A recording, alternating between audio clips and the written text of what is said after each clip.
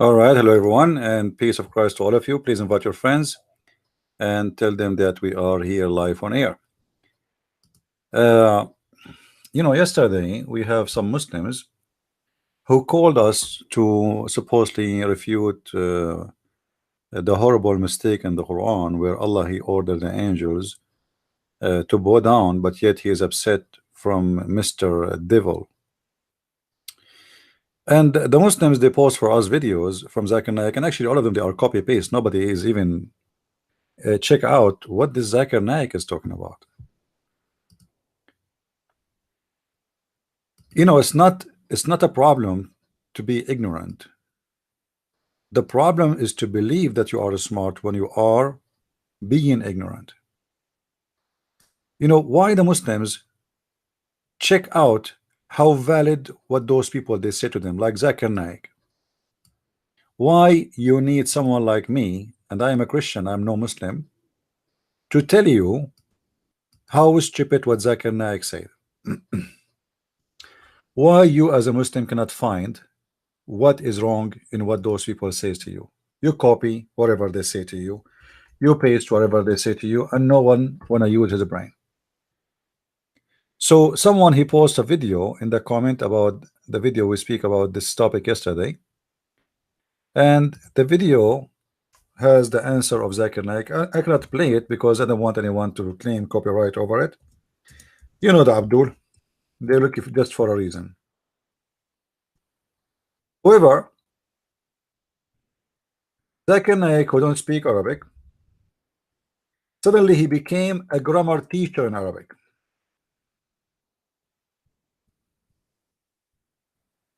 And he said, brother and sister, in Arabic there is something it's called in the grammar taglib. What is that? Taglib?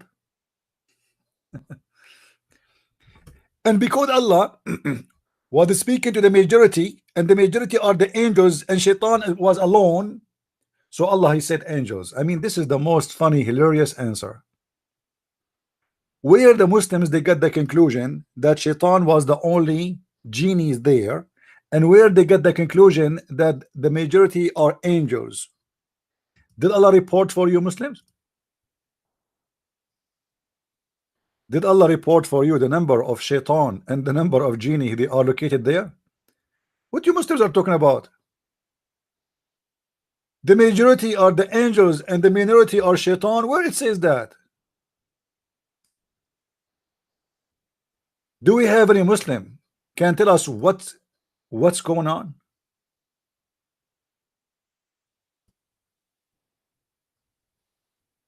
Majority and minority? If you read the whole Quran, you will never find anything have to do with this. Actually, I will get you busted by the majority and the minority. Allah in the Quran speak to the Muslims always as male. Always as what? As male.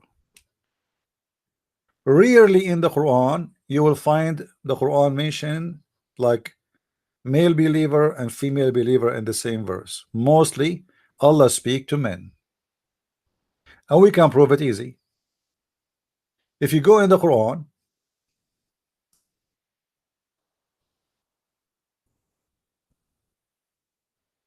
we will do a little search. As an example, when Allah he speak about heaven, is Allah generally always speak about heaven, which is the heaven of men, or the heaven of men and women? Let us see. This is a chapter 37 verse number 48, but we will go from the start, so nobody will say we are making things up. You can go from verse number 1. I mean, anyway, the Quran is not connected. There's nothing in the Quran. Like if you read verse number 1,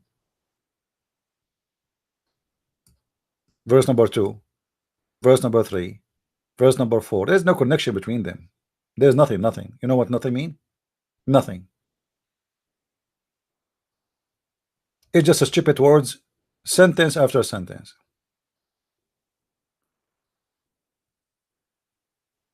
And then the Quran starts speaking about heaven. This heaven, does it contain the majority of men or the majority of women? According to Muhammad, in the hadith, most of women in the earth, they will go to hell. So they are the majority in hell. But according to the Quran, that every Muslim, he will get many virgins. The Quran never speak about a Muslim getting a wife in heaven. The Quran speak about a Muslim getting many women in heaven, and beside them will be women nobody touch their vagina. Not what chest, what chest, where chest, where the word chest, jailed in their tents. Beside them, what about the women? Is that for both the men and the women? If the logic is, if the majority are men, we speak to men, huh? Well, that's mean Islam have something missing in it, because the majority who are in heaven are women, not men. However, the one who is promised to go to heaven, obviously they are the men. So can I say here, Allah is saying to men and women that you will have virgins, females? Actually, the stupid Zakir Naik, when they ask him about the word hur, he said the word hur, brother, hur is a plural name. It can be male and it can be female. Like, what the heck? The Quran said that those females, nobody broke their private part skin. Nobody did. What do you mean it can be male and female? What this guy is talking about?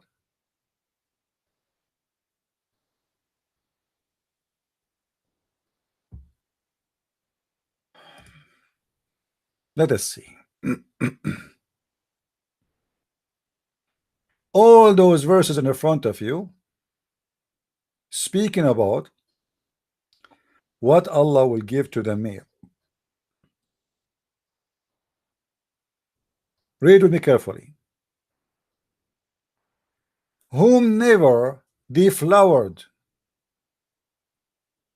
by a human nor a jinn. So Allah here is promising heaven for who? For the male or for the female? Allah is promising the female. A female, she is not deflowered.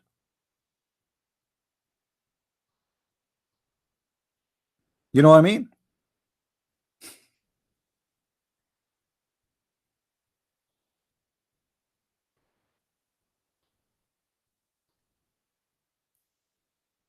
What make it more crazy to find an answer for this, that the Quran says that shaitan is not the only one is there. You know, if you read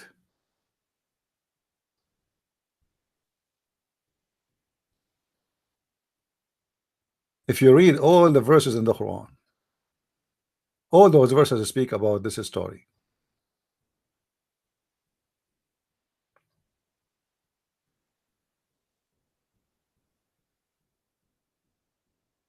Especially this verse, chapter 18, verse number 50.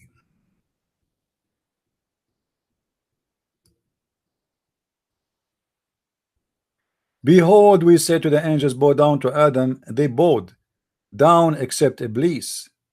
And here again, this is a clear evidence that Allah is a scam, for he is stealing a word, have nothing to do with Arabic. I mean, why he is calling him Iblis? Any Muslim can tell me why Allah is calling the devil Iblis? Do you know what is the origin of the word Iblis, Muslims? Was his name Iblis when Allah he spoke to him, or his name was given later by somebody? Then we continue. It says he was one of the jinns. Do you see the jinns? Muslim, do you see the word jinns? So there was many jinns and there is many angels. How in the world you come with the figure, like you figure out that the angels are more than, they are the majority and Iblis was alone? It says he is one of the jinns. He is just a one of the jinns. If a Muslim he want to say to me that Iblis, the genie, he was between the angels, that would be funny. So you are telling me everybody there is an angel and only Mr. Iblis, he is from the jinn, he was there doing what? It's a very funny explanation trying to find a solution for the stupidity of the God. Same time, if you continue in the story, and yesterday we explained how Allah he taught Adam all the names of all things,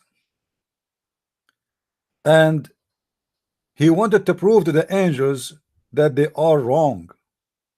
And the Quran says that Allah he said to the angels, tell me the names of those things if you are truthful. If you are what? Truthful, which means Allah is accusing the angels of to be liars. All those verses in front of us.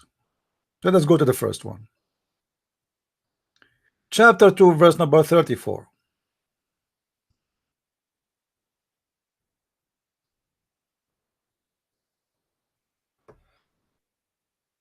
I'm going to go over the story of Adam today so we can laugh together about how many contradictions in the story of Adam.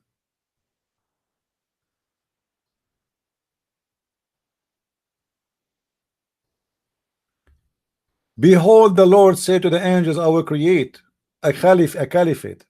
And here, by the way, we will find the problem with this word caliphate. How Allah is going to create a caliphate for the earth if there is nobody in the earth?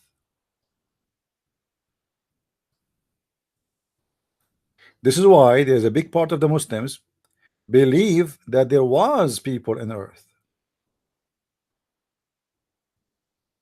If you go to the book of Ibn Kathir, I think Al-Bidayah wa Nihaya, the Ibn Kathir, you will find that Ibn Kathir is saying that there was a group of jinn who took over the earth, and Allah he sent Iblis with a great army of the genies to fight them, and he destroyed them.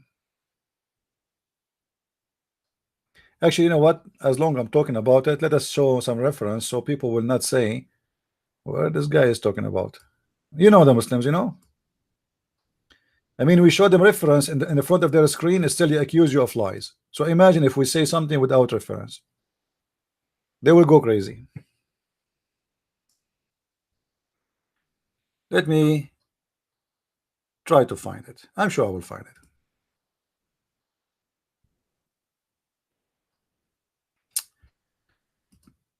Let us see where we can find that. All right.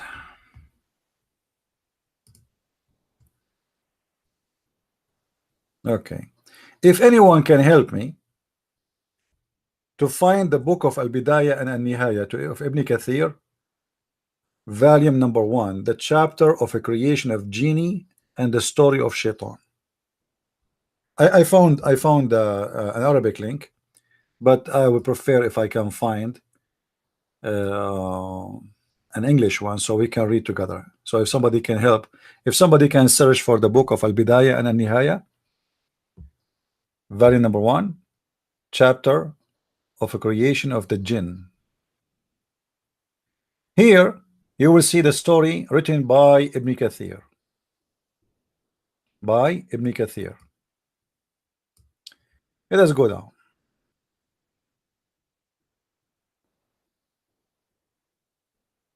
Guys, I will translate, but if anyone, anytime you find something, let me turn first my Skype. Hold on, please. Let me turn my Skype on so you guys can text me the link.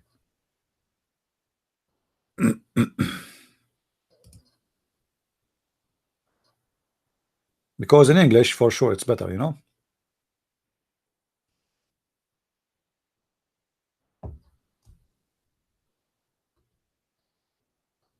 But the most funny person yesterday is the one who want to speak in Arabic, but he do not know Arabic. and he want to sing the Quran for us in Arabic, but he don't speak Arabic. How you can sing the Quran in Arabic and you speak Arabic? Because they are recording machines. They just make the sound.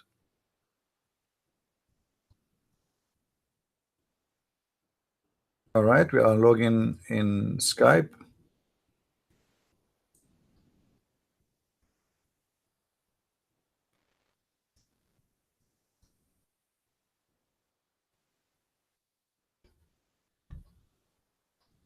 All right, we are there.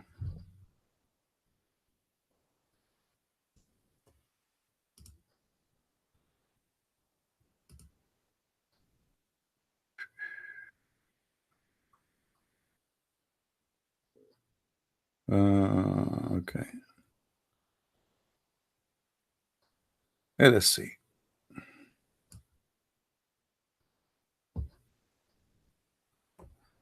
Look like we have Mr. Sheikh Rohi agreed to debate us this coming Saturday.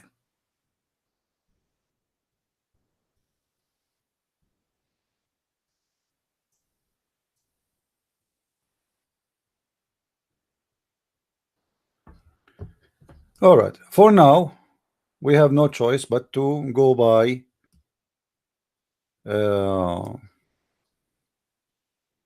the Arabic until we find English. It says here وذكر السدي في تفسيره.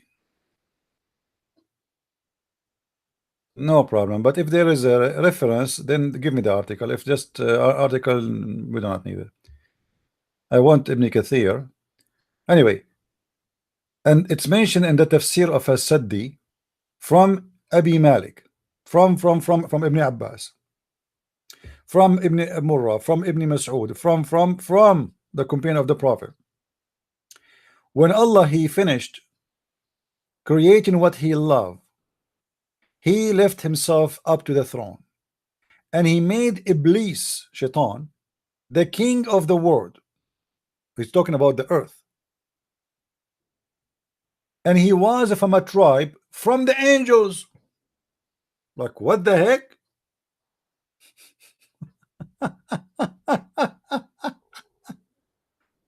What? Guys, do you see the madness? According to Ibn Kathir,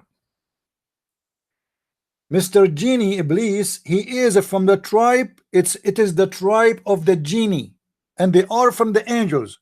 So the jinn is his tribe, but this is the contradiction, because the Quran says that Allah He created the angels from light and He created the genie from fire.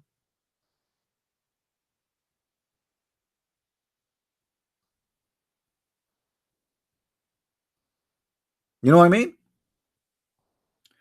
Let me take this to Google Translation so nobody says I'm making things up. Hold on. Sadly, we don't have it in English, so what we can do? Google Translation. All right. In front of your eyes, I'm going to copy and paste. And if there is any Muslim, he have the courage and the knowledge, he dare to say I am lying in the translation, please let me know. Copy, paste. What created Allah creation of what I like? The false, stupid translation Google software. He's saying when Allah He finished creation of what He liked, He settled on the throne and made the devil the king of the world. What? What? And he was of a tribe of the angels. The devil was a tribe. He was from a tribe. It's called genie. From the angels. Are you sure? Are you sure? Muhammad, are you sure?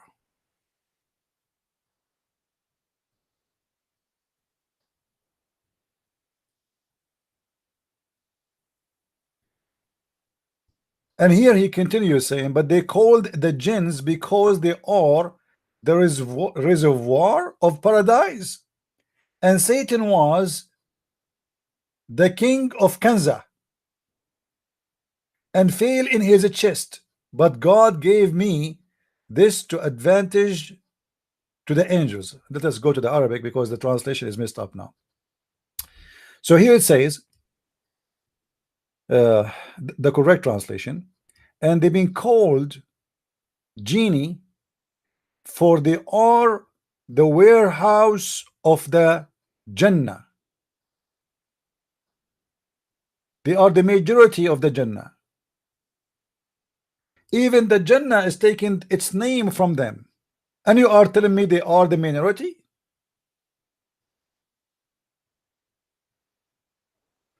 You know me? Do you know, guys, what I'm saying? Even the word Jannah in Islam is a name taken from the genie. So in the Jannah, where the name of the Jannah is the name of the genie, there is more angels from the jinn.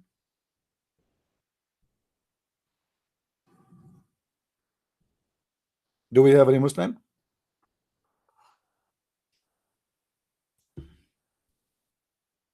And then continue saying, and Iblis, with his kingdomship, he was a warehouse master, and he said to himself, Allah, he gave me more and I want more from the angels. Ibn Abbas said that the genie, when they did mischievement in the earth and they did shed blood, hold on, Muslims, the genie shed the blood of who? If there is no human yet, blood of who?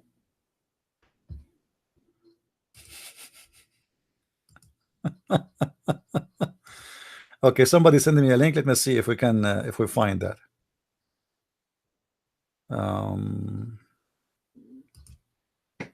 All right, this website kind of funny, but we will try.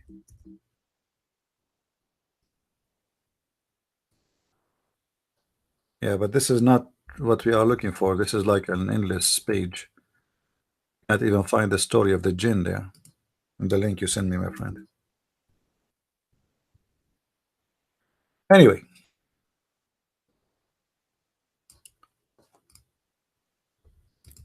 so the genie, when they do mischievement in the earth and they did bloodshed, Allah, he sent to them Iblis,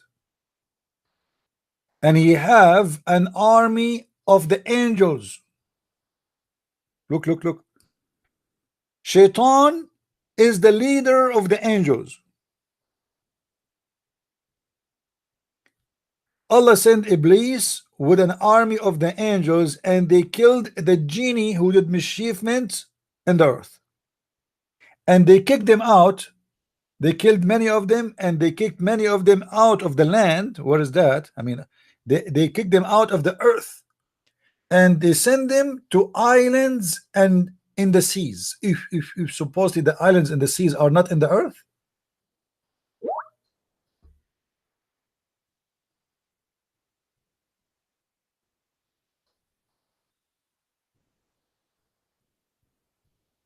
Do we have any Muslim here?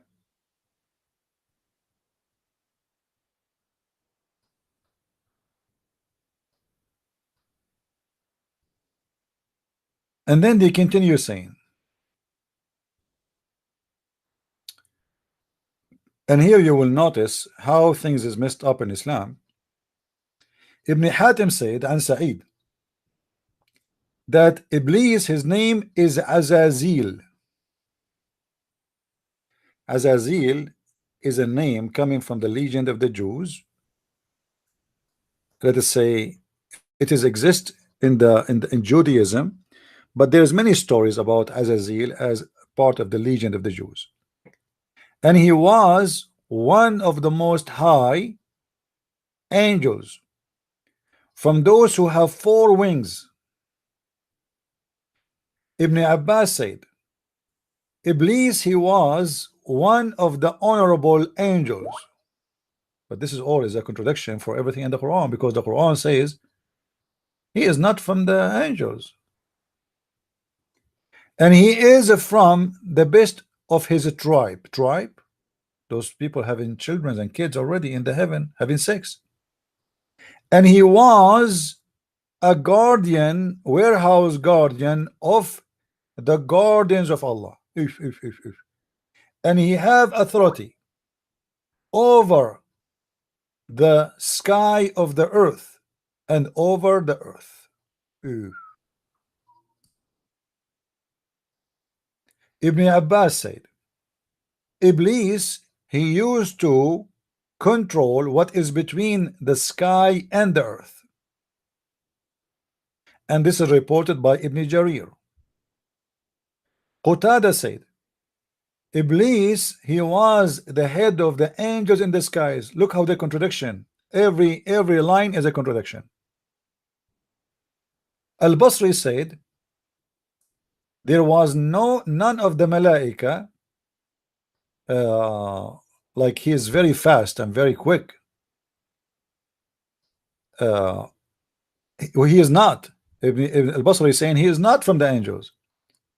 He is originally from the jinn. The same as Adam, origin of the jinn, of the human. So look, this guy, every line there's different story contradicting each other, and all of those are Sahaba and the leaders of Islam, and each one of them giving them the different story for who is the shaitan. Is he an angel or he is a genie? Is a genie word mean that this is a tribe, or it is different kind of a creation?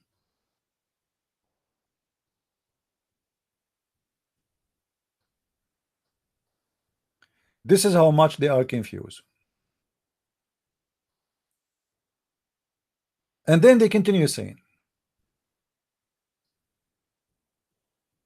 Shahr ibn Hawshab and many others said, Iblis was one of the jinn which is kicked out by the angels.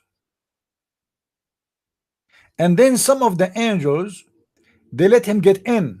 Look at this conspiracy. There's some, he looked like he bribed some angels. And then they took him to the sky. What? He was kicked out by Allah, but the angels let him get in? What a horrible thing.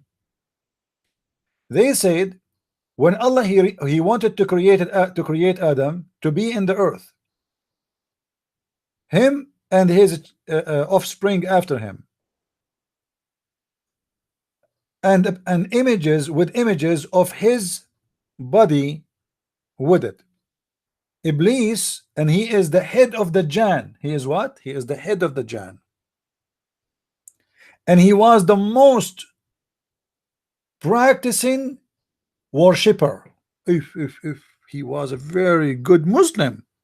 Iblis was a very good Muslim. And at that time, and his name was Azazil. Do we have any Muslim here? He have something to say?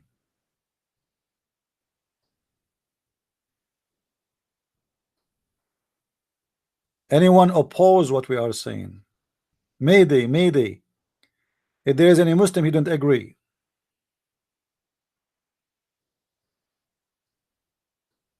Anyone? Guys, don't forget to tell your friends, because today we switch the channel to broadcast here. To make it short, every line in this page in the front of us is different story from the line after it.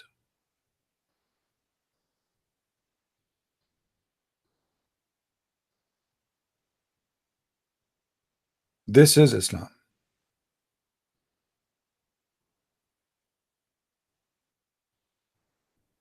This is how stupid this cult is.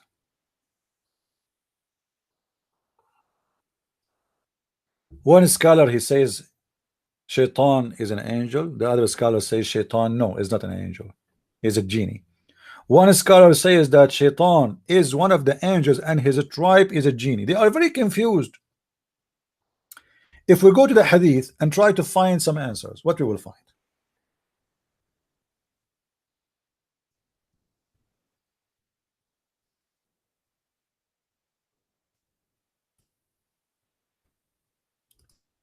Let us do some.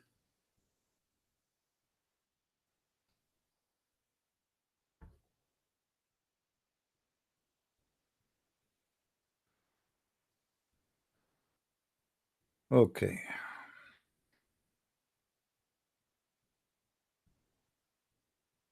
This website is stupid. When you try to find something, it give you anything connected to that word you are searching for. Let us do this then. Hold on. That's not practical.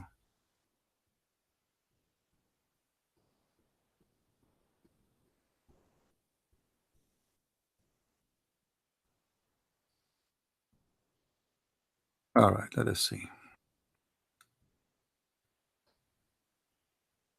We will try to find something with fast answers.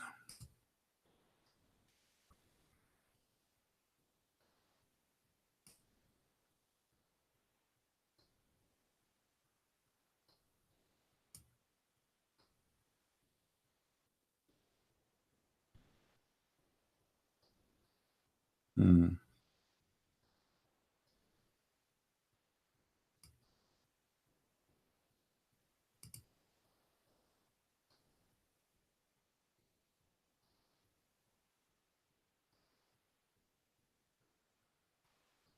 Okay, let us see. Hmm.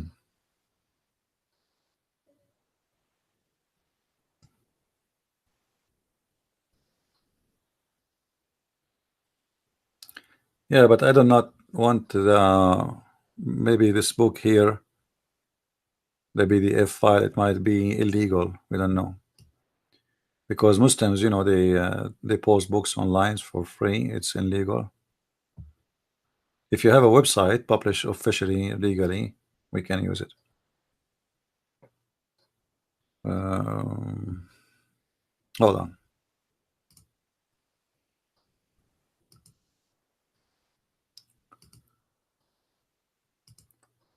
We will find a solution.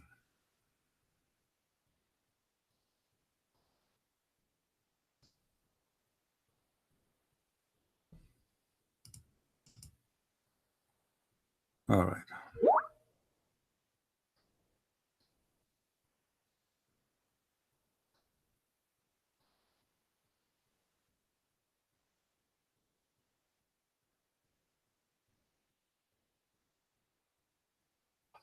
Look what Muhammad he said about the genie. Let us search for this thing.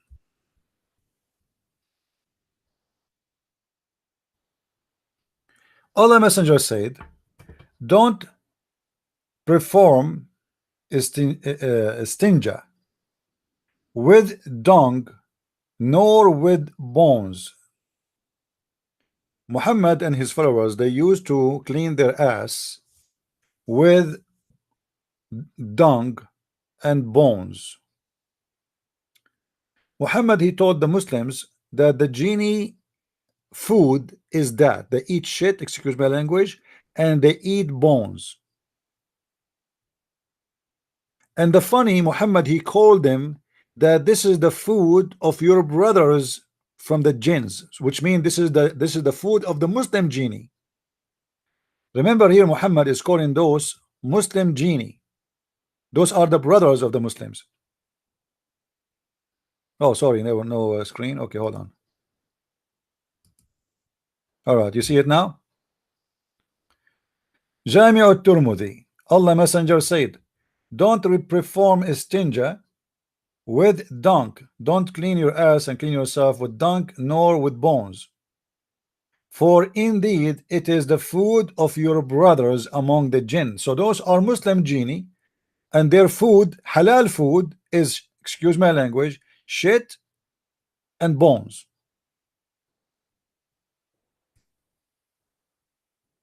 Isn't it weird that those are Muslim genie, but they can eat this? And Muhammad is calling them your brothers?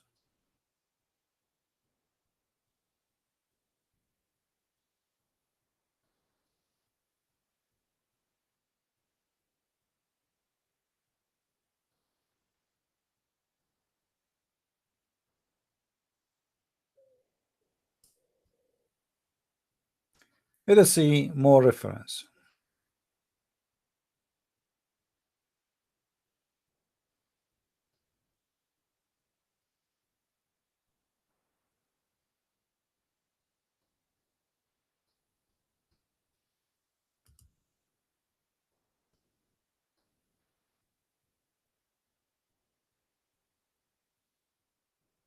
Yeah, I cannot use the full book, my friend. Just it's okay, guys. Take it easy. Hold on. Anyway, as long you have the PDF, the one who have the PDF of Ibn Kathir Al Bidayah wa Nihaya, just search there for the chapter of creation of the jinn, and you will read it. Exactly what I was saying. For me, I give you the reference, and you can find, as long as there's a book in English there, just find it. I'll post the link in the chat. All right. Let us see what else.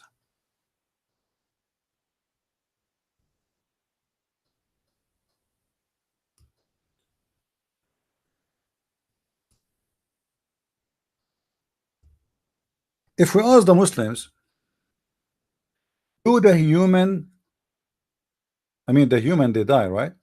But do the genie and the human both they die? What the Muslims they will say?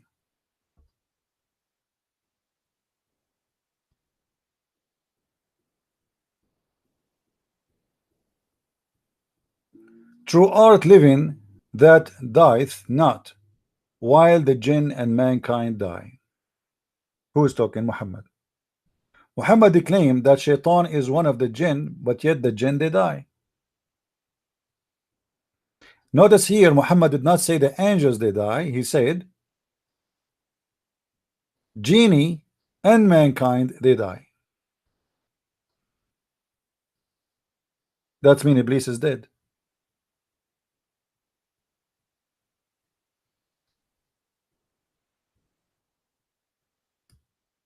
There is a story of a guy. His name is Surraq. Let me see if I can find this hadith here.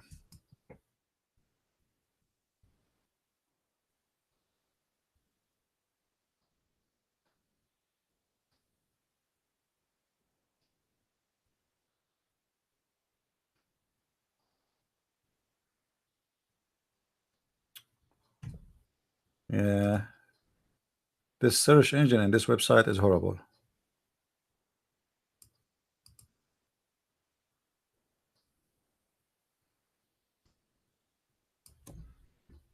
Let us see if we change the text.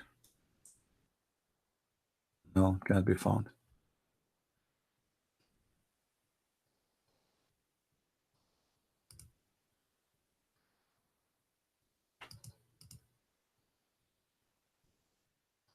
Anyway, you remember we showed you before that Shaitan, he laid 10 eggs, and then from every egg there is 70 Shaitan, and Shaitan they come out, and which means at the end of the day there's more than 700 Satan is, let us say, born every day. So how in the world you Muslims you say that Allah was speaking to the majority and they are the angels and the minority have to follow? That is very stupid. There's nowhere in the Quran or in the Hadith or anywhere it says that there's angels are more than the genie. Actually, it is the opposite.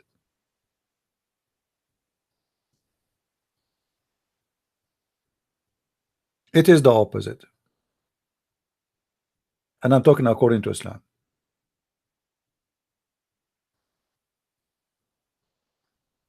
Each time you want to go inside the bathroom, the Prophet he taught the Muslims that they have to say certain things before you go to the bathroom.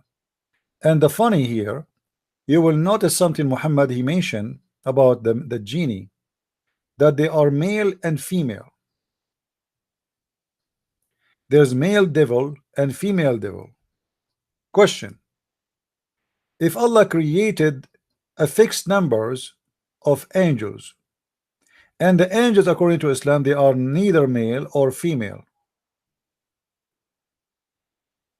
while in the same time the genies are male and female, who is going to be more in number? The one who is fixed and there's no new babies, or the one who produce children's? And as we showed you before, that every day, the one devil every day he give birth by eggs, as eggs, after he have sex with himself, uh, 10 eggs with 70 devil from each, and from those eggs every egg produce male and female, which means the first shaitan he was doing that. After that the rest they are male and female already. So if every shaitan he can produce 700, that's mean every one individual male and female from those shaitan they can produce a day 700 shaitan. So based on this, the genie are the major number of a creation according to Islam, which means they are more than the angels and they are more than the human. There's no human can make in one day 700 child. Shaitan he can do that. If we continue,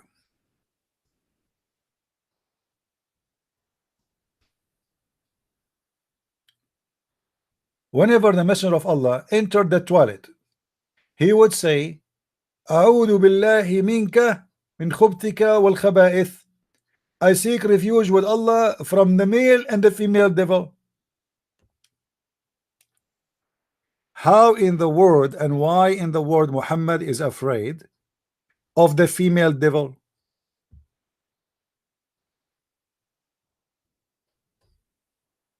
I understand Muhammad is afraid from the male devil. What the female devil would do to Muhammad?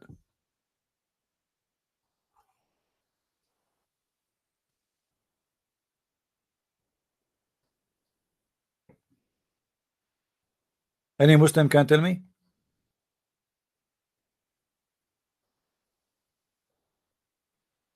Why Muhammad is afraid from the female devil specifically when he go in the bathroom? What the female devil would do to him?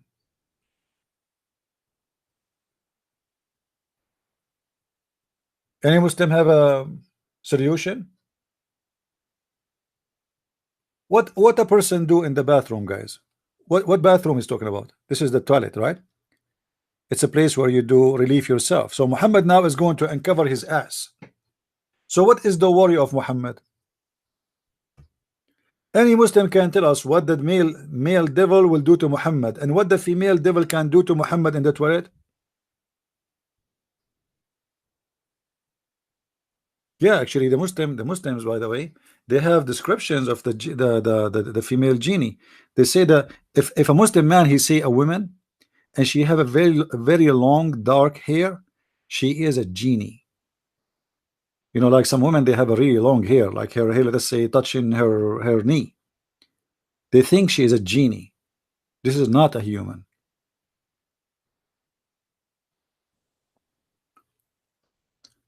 All of Islam,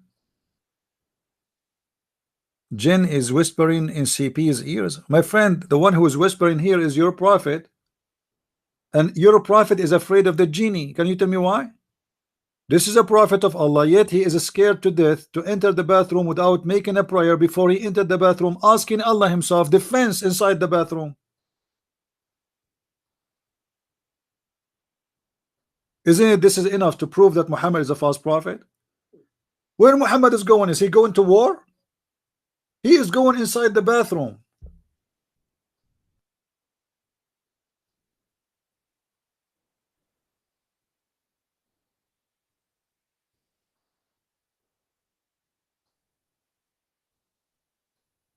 Any Muslim wanna tell me what's happening?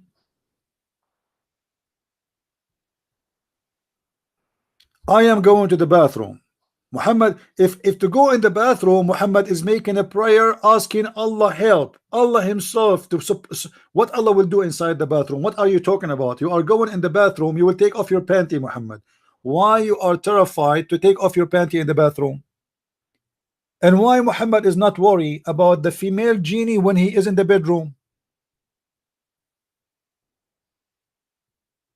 Do you really Muslims believe that genie they live in the bathroom?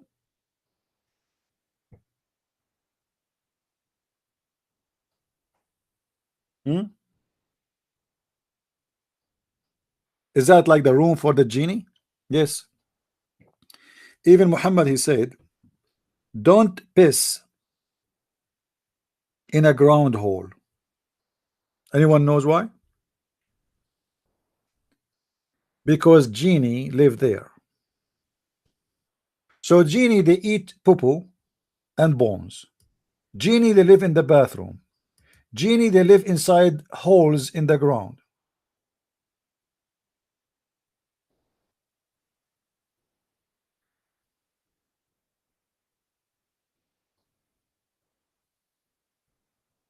Let me show you the hadith about that.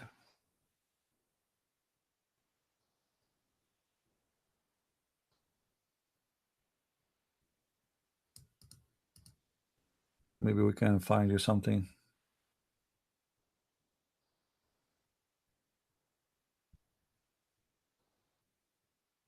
This man is a madman. You know, it is. What is that? Whenever the Prophet he went to answer the call of nature, he used to say, Allahumma inni a'udhu bika min al-khubthi wal-khaba'ith. Oh Allah, I seek refuge. In the bathroom, what will happen in the bathroom? Muhammad, should we, guys, why we don't start an insurance company and we sell Muslims insurance for the bathroom insurance, and we make them agree with policy that anything happened to you in the bathroom by the attack of the genie, we will pay you 10 times. And because there's no genie exist, there's no way for a Muslim can claim such a claim. Genie attack in the bathroom, female genie and male genie.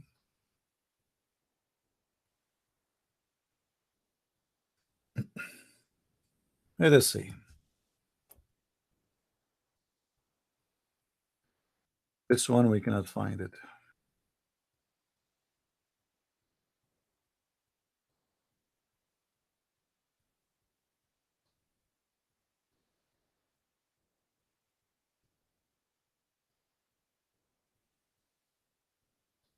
Let us see something else.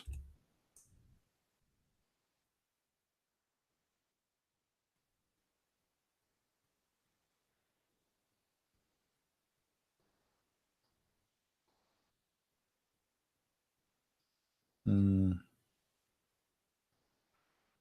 And we try to find. Not everything, sadly, is in English.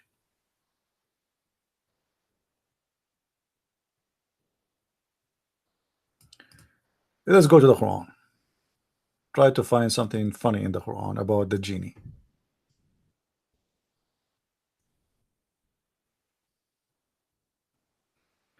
Muhammad, he used another word about the genie. You see, sometimes he called him Iblis,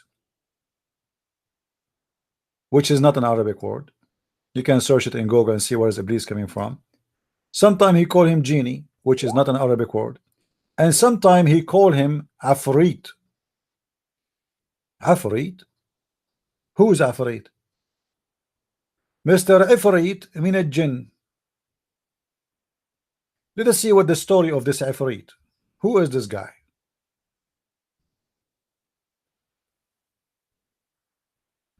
Said Ana Ifrit. Look at the translation.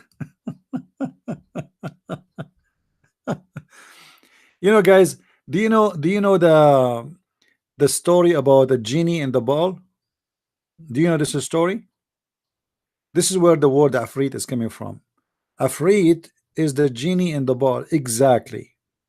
It's an old legends about a genie who was captured inside a container, and he was jailed there by magic. And then the lucky one is the one who find the container, and the one who opened the container, he become his master. So now they are telling us a story about Solomon. Solomon, he have many Afrit, and those Afrit are from the jinn, and they are shayateen, and they are very fast. They can bring you anything in the speed of like the blink of an eye, like this.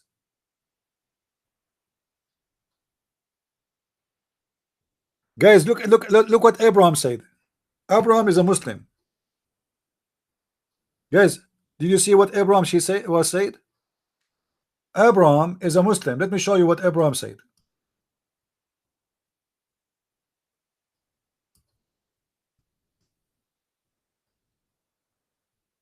An ifrit is a powerful jinn. This is the Muslim definition, not mine. Abraham is a Muslim who don't like me at all. It is a powerful jinn. In case you do not know, there's some genies, they go to the gym and they do bodybuilding, and there's some genie they are not powerful. Not all of them they are powerful. All of them are very powerful, by the way, but I mean there's some they are more powerful than the others. So Afrit sound like a rank in Islam, according to this Abdul. When you say this genie is a Afrit, it's mean like he is special forces. Is that correct, Mr. Abrams? This is a special force genie. Is he a commandos? Yeah, but is that a special force genie?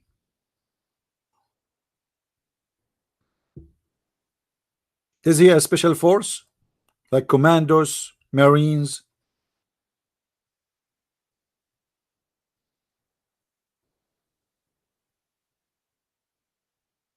Let us see what we can find about this in the hadith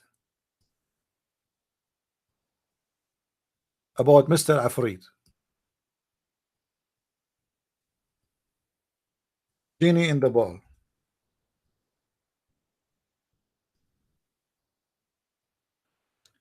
Look what happened with Muhammad when Afrit he came to him. You see here in translation they say a strong demon from the jinn. That's false translation. Muslims do not believe in demons. Do you see it? Muslims do not believe in demons, and genie is not a demon. He is not a spirit. He is a creature who eat and shit, and he have sex, not demon. Here it says Ifrit. Ifrit, not demon, liars. Ifrit. I'm using my mouse to type. So it is Mr. Ifrit. The Prophet said, a strong Ifrit, a strong Ifrit from the genies came to me yesterday. When? Yesterday. Suddenly. So as to spoil my prayer. But Allah enabled me to overpower him.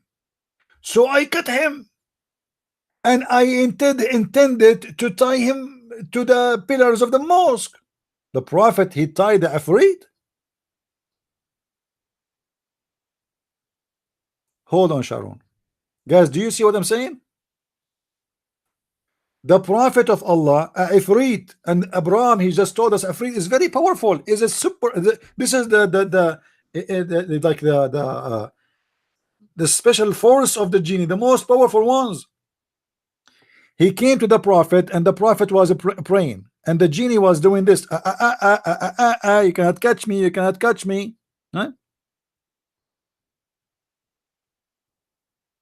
And then the Prophet, he captured him. He captured the genie, and he intended to tie him up to the column. Hold on. We just saw Mr. Abraham saying that genies can change their shape. Guys, did he say that? Did Abraham say that genie are shape shifters? Did you see what he said? Let me put it for you in the screen. Genies are shape shifters. What does that mean? They change their shape. Question, Mr. Abraham. As long as those genie they can change their shape, how you can capture any? How you can tie him? Because if you tie his hand, he can make his hand smaller and he will release himself. If you tie him from the neck, he can make himself without a neck. He can make himself a snake. So how he can tie him? And you just admitted that they are shapeshifter.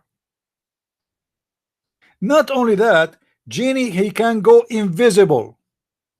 Is that correct, Mr. Shapeshifter genie? Yeah, they can appear as a human and they have sex with them, correct? I agree. Yeah, yeah. But let me ask you, isn't it you Muslim believe that genie can go invisible and nobody can hold him? He can go through walls. So how Muhammad he captured this guy?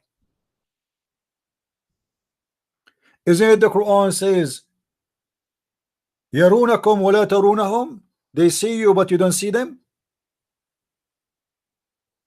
Is that correct, Abraham? See, this is guys in their true shape. They are invisible, so he can go back to his true shape. So what Muhammad mean? He captured him.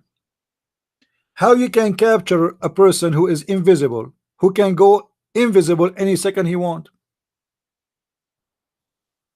Do you Muslims use a brain? If this guy, let us see, he is now coming to me as a donkey. Okay, I hold him, but he can shift his shape. He can be invisible, which means he can be nothing. He can go walk through walls. How I can capture such a creature?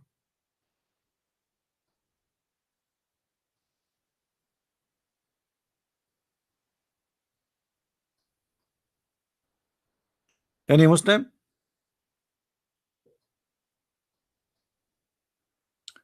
And then Muhammad, after he cut the genie, he intended to tie him up to the pillars of the mosque. So that all of you might see him. What a wonderful act. The Prophet, guys, now finally he cut a genie and he is going to show all the Muslims the genie. They never saw a genie before. But look what happened. Unbelievable. I remember the invocation of my brother Solomon, and I grant me a kingdom such as shall not belong to any other after me. What does have to do with capturing the genie? You captured the genie and now we want to show him to the Muslim. What Sulaiman he said in the Quran have to do with this? So the Prophet he let him go.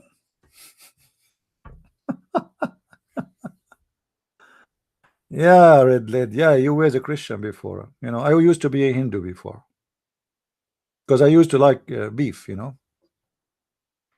And I'm sure you used to be Catholic too. My friend, you Muslim don't believe in demon, don't lie to yourself. In Islam, you believe in genie, and genie, they are flesh and body, and they have sex, and they have penis, and they have vagina. Even the Quran witness for that, that genies, Muslim genies, genies of Allah, they have sex with Muslim women. The Quran says,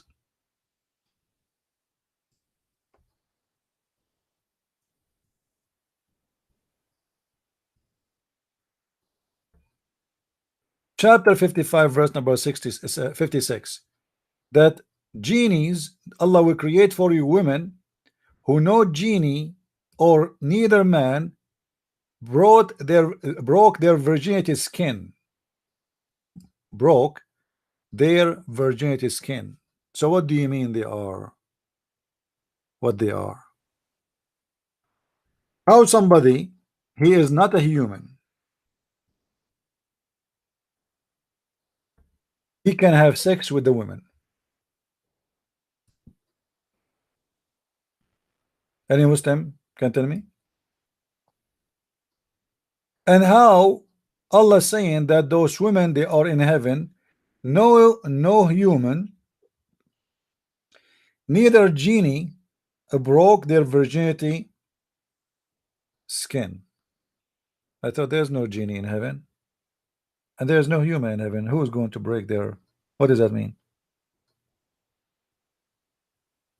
Any Muslim can tell me?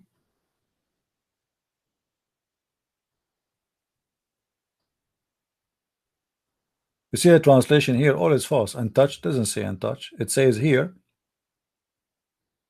no genie, neither man, has opened their hymens with sexual intercourse.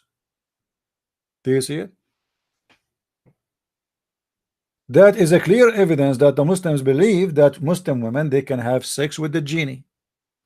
This is why if you go and search in the web, you will find tons of articles made by Muslims speaking about a Muslim man or Muslim woman having sex with a genie. Actually, Muhammad, he said, before a man he have sex with his wife, he have to say a certain prayer, otherwise shaitan will round himself around the penis of the man, and he will be the one doing his wife.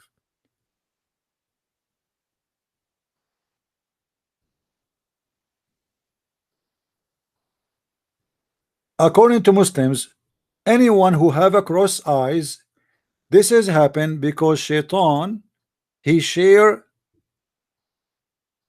the women with the man. When the man is going to do intercourse, shaitan, he wrap himself around the penis of the man.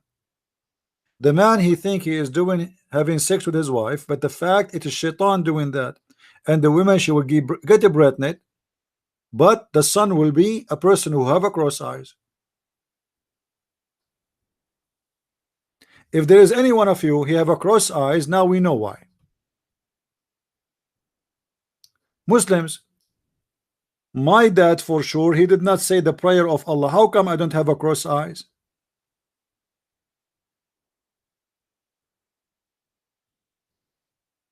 Any Muslim can tell me?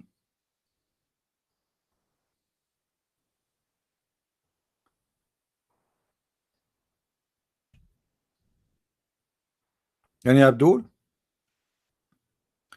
By the way, in my coming book about Quran, sex and Allah, you will find a lot of those stories and you will die from laughing. All with reference. You saw nothing yet. Do we have any Abdul?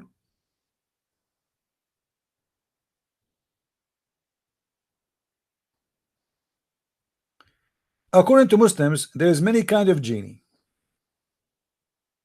One is called Afrit, and Afrit is the most powerful genie. Then the second part is the one who they are stupid, and those are called Sufaha'ul Jinn, which mean the silly stupid genie. Those are the one who hurt a human being and cause them diseases like being possessed or have epilepsy. And the third kind of genie is the one called the Ghilan. And Ghilan is a polar name of the word Ghul, and they are the magician of the genie. And those are the one who heard the children of Adam. Let me see if I can find you something in English about that.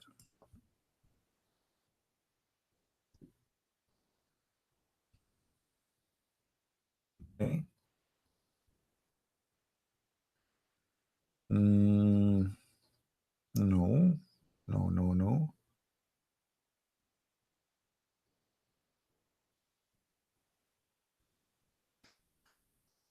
Oh, hold on here. I found something actually I should mention.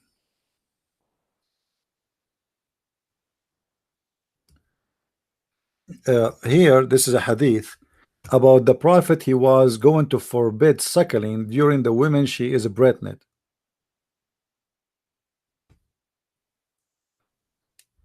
Why the prophet he want to forbid that? Because he was afraid that will cause a problem. You see the superstition of Muhammad. But then he noticed that women from the Greek people, the Roman and the Persian, they are doing that and their children are fine. So he decided not to forbid it. And this is again additional proof that Muhammad is a man who fabricates things. He make decisions based on nothing. Look at here. I intended to forbid suckling during women being pregnant, but I considered the Greeks and the Persian, and I saw that they practice it without any injury being caused to their children. So here is an example of Muhammad trying to make a law based on stupidity. He's just guessing.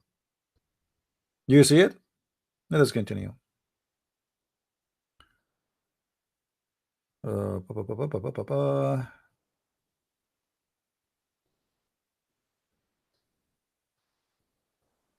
Looks like we cannot find this one in English. All right.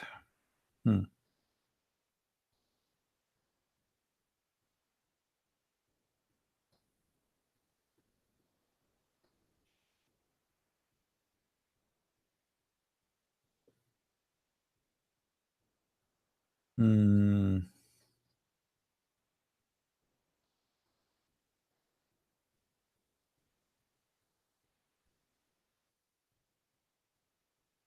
I'm just trying to find some stories in English. All right.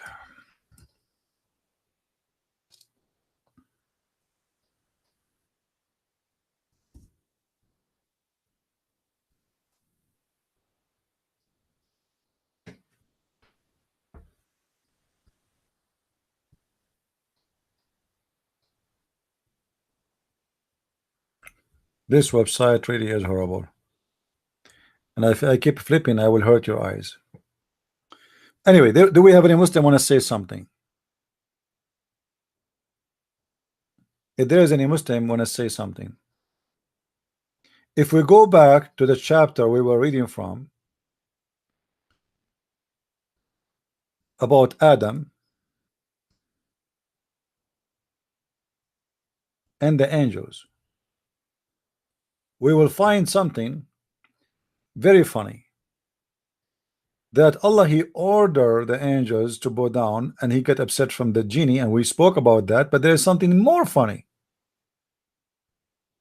The story of Adam is extremely stupid. Let me show you. Chapter 2 verse number 36. We will go a little bit before it, so Muslim will not say we are misquoting. If you see with me here,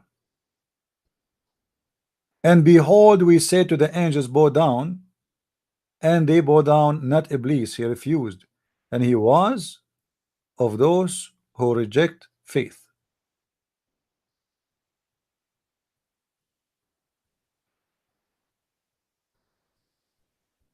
This is one side of the story. We go to different verse, because I want to compare between two.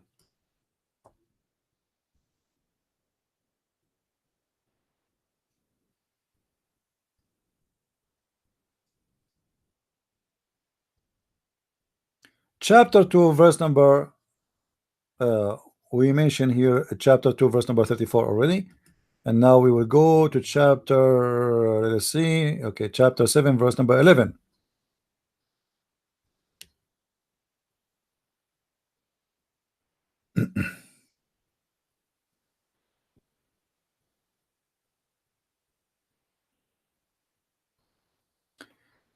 In this verse or this chapter, the story became more clear. What happened after Shaitan, he disobeyed Allah and he refused to bow down to Allah, sorry, to Adam. Read with me carefully.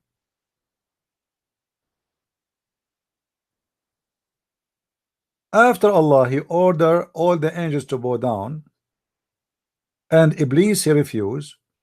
Allah said to him, it is we who created you and gave you the shape. Then we bade the angels prostrate to Adam, and they prostrate. Not so Iblis, he refused to be of those who prostrate. Allah said, speaking to Iblis, to Shaitan, what prevented thee from prostrating when I am commanding thee? He said, I am better than he. Thou didst create me from fire and him from a clay. Allah said, get thee down from this. Get thee down from this. Down from where? Anyone understand from where? What does that mean? Get down from this. He is just kicked out of heaven. Allah just kicked out Shaitan of heaven, and this is very important because that is another mistake in the story.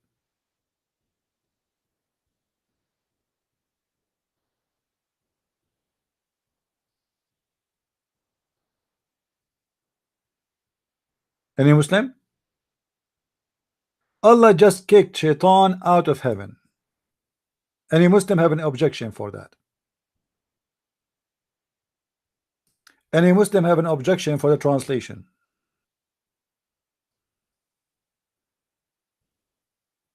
We can go right now and we can check the interpretation for this verse, and they will see they agree.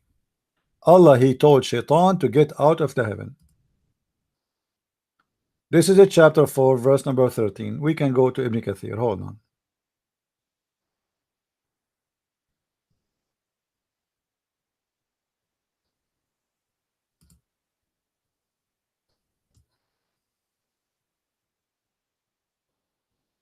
Okay. 13, 14. Ibn Kathir. Read with me carefully.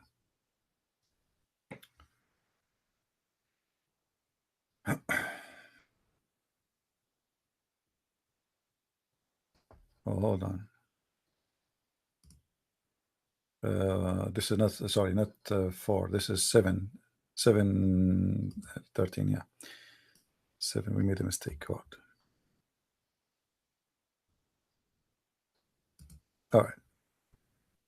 Get down from this, because you defied my command and disobeyed me. Get out.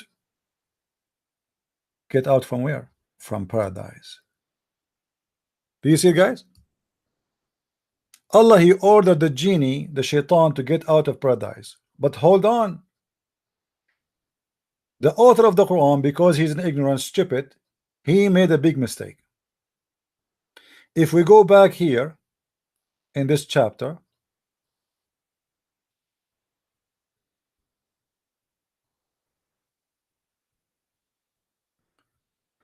when Allah, he ordered Iblis and he did not bow down, in the Quran here doesn't tell details because the Quran is mixed up. The rest of the story is actually is in chapter 7, verse number 11, 12, 13. Here suddenly the Quran stopped and jumped to speak about Adam. We said, O Adam, dwell thou and thy wife in the garden, and eat from beautiful things therein. So Allah now told Adam, he created Adam now, and he said to him, okay, Adam, enjoy the garden. But look what happened. Then did say Shaitan make them slip from the garden. Hold on. How in chapter 7, verse number 13 and 14, you just said to us that Shaitan is kicked out of the garden? And how now he is in the garden deceiving Adam and Eve? Are you with me, guys? Do you understand what I'm saying? He just kicked him out of the heaven. When Shaitan he refused, to bow, he refused to bow before Adam was created yet. Remember, Allah was saying to the angels, I'm going to create someone. He did not create him yet. And he refused to bow down, and Allah kicked him out of paradise. Okay. Then Allah, he created Adam and Eve in paradise, and he told them enjoy it. How in the world Shaitan came inside the paradise and deceived Adam and Eve?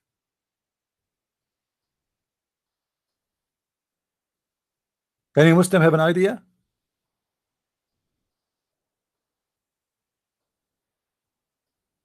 As usual, Allah knows best.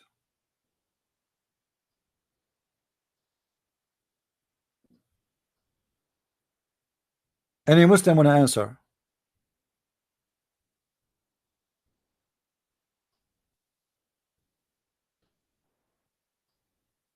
Anyone? Again, guys, this coming Saturday, it's confirmed that at 4:30 we have a debate with Sheikh Ruhi. This coming Saturday, it's confirmed. This coming one, all right. We have a debate with Ruhi, Sheikh Ruhi from Egypt at 4:30. So please get your popcorn and get ready. It's going to be fun. And for sure now Sheikh Ruhi is prepared and he trained himself and he is he is ready. Maybe first time we took him into surprise. So this time there is no way. You know what I mean? This time there is no way. I mean, first time, okay, he was not aware of what's going on. Hello? Is that Aisha? Is that Aisha? What a kid. A Muslim. The wife of the Prophet, at the age of 6, she became a wife. I will not be surprised if this is one of her toys. Especially the hadith says that the Prophet, he entered upon Aisha at the age of 14 and still she was playing with her dolls. The poor girl, in the age of 14, she is playing with her dolls.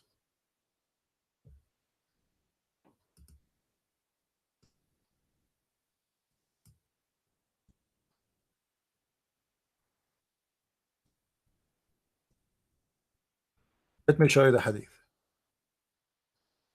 Thank you, Muslims, for reminding me.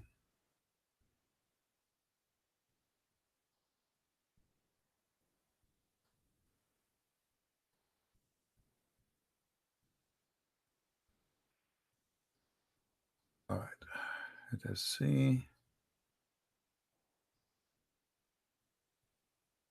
There we go. And guys, here I will show you a great example of the lies of Muslims when they translate. If you read here in the hadith, anyone see in the hadith anywhere it says my daughters in the English? Any one of you see the word my daughters? No way. It doesn't say anywhere my daughters. But in Arabic, when Muhammad he asked her, when he saw her playing with her dolls, at that time she was 14 years old. Muhammad, he saw her playing with dolls. One of them have the look of a horse and the other look have the look of babies, and specifically girls.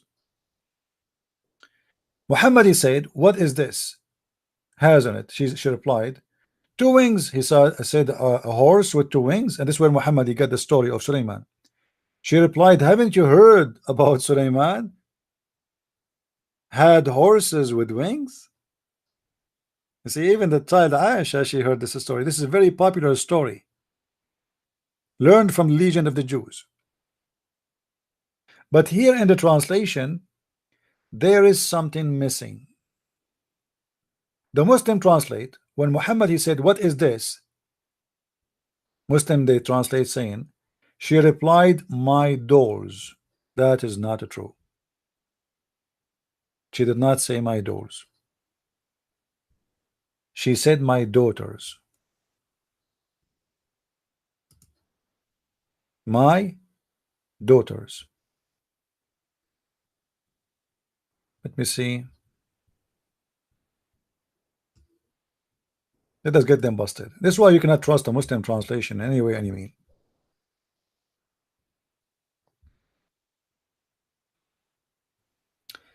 فقال ما هذا يا عائشة. عائشة قالت بناتي. Google translation. Copy paste.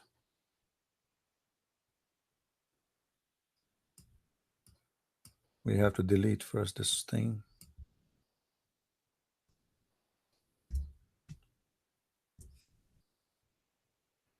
Look like because here we have this thing. Let us take it off. I am what? Or a Christian? What is that? Let us see now. Made mistake. It detect the language as Pashto.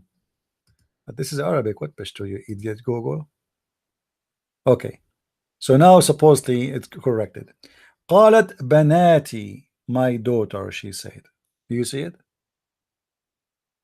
So in the Arabic text, it says, he said to her, what is this, Aisha? She said, my daughters. And she was speaking about her dolls. She is in the age of 14, yet she is playing with her dolls, which means 7 years, 8 years after getting married to Muhammad, this child still a child.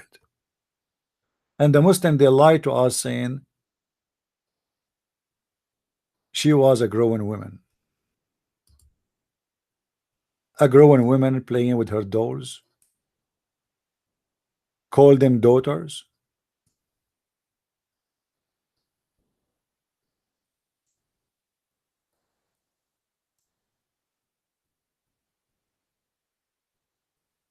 Yes, the word bint mean a daughter, banat, daughters. But the question is, why in the Muslim translation they did not translate the Arabic? Because this is very embarrassing. The wife of the Prophet, I mean, isn't it even like now, after they try to hide the true translation, is it embarrassing that the Prophet wife, she is having dolls, she's a child? Like, are you fixing it supposedly now? So instead of saying my daughters about the dolls, you say just dolls?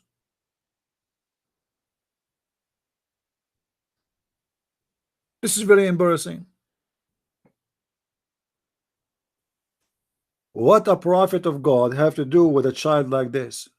What he want from her? What exactly he need? This man, he have all the women he can have.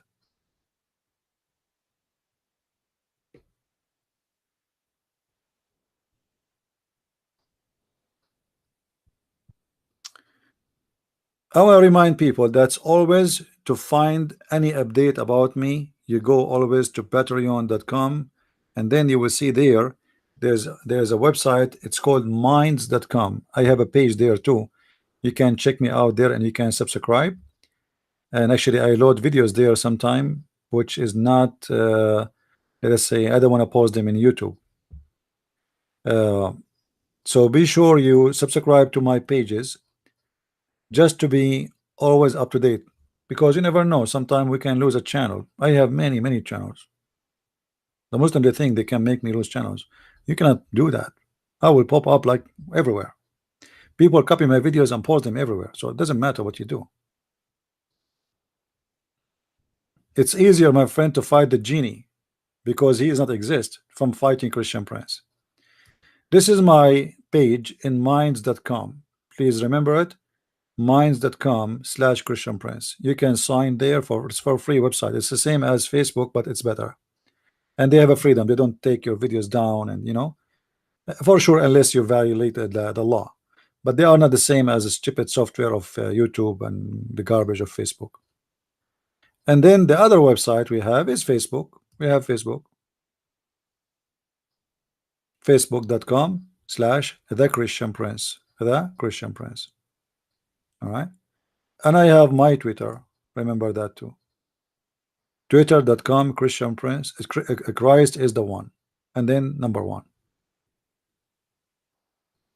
All right. Anytime, like let us say a channel disappear, you don't know where to find Christian Prince. This is the easiest way to get updated, because you will find there right away, okay, this is the new channel I'm going to use from now on. Please subscribe.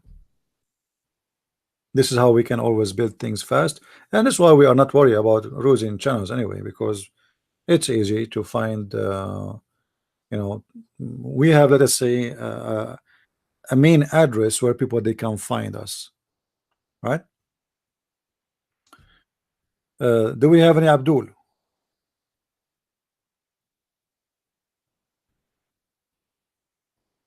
Any Abdul is around? No Abdul. Okay, well, sound good. No Abdul, it's mean no Islam. Look like the Muslims, they learned their lesson that they are no match. And I hope that's this guy Sheikh, and actually I think this what will happen. I think Sheikh Rohi, he will debate me this coming Saturday, and then he will keep coming to debate me more and more. Anyone knows why? Why he will come to me and debate me again? I mean, last time we have debate, it was horrible. Seriously horrible. This guy, he left the debate without bones. Why you want to come again? Simply, if you are a person who is very well known and you have a lot of followers, and it's a career for you. This guy, he make living from this. Call himself sheikh, teach people in the mosque, and then suddenly in front of your followers you look really bad. So this man, this coming Saturday, he's trying to come back to get back his honor, which is scattered left and right. But next week he will come back and he will not get back his honor. It's going to be even more horrible. So what he will do then? He will come back. It's the same as a gambler. The more he lose, the more he want to play more. Yeah, he's a real sheikh. That's what he claimed. I mean, and that's what the Muslims they say. I never met him. What I can give you, Sheikh Rohi is the same as the rest of the Muslims. They are from the kind who says Allah knows best, and they are the kind who say something now, after 5 seconds they deny what they said. And he is of the kind who say anything will hurt Muhammad, he will play taqiyya. All of them, all the Muslims are the same. You know what? Let me tell you what is a sheikh in Islam is. Sheikh in Islam, as the Quran gives definition, is someone who know nothing. It's just someone who says I believe. Correct? Isn't it the Quran saying that? The Quran call the scholars of Islam is the one who say we believe, not the one who knows what they believe in. Read with me.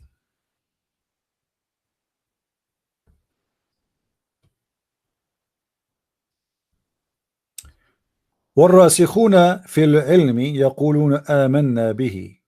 Okay, what does that mean? Translation.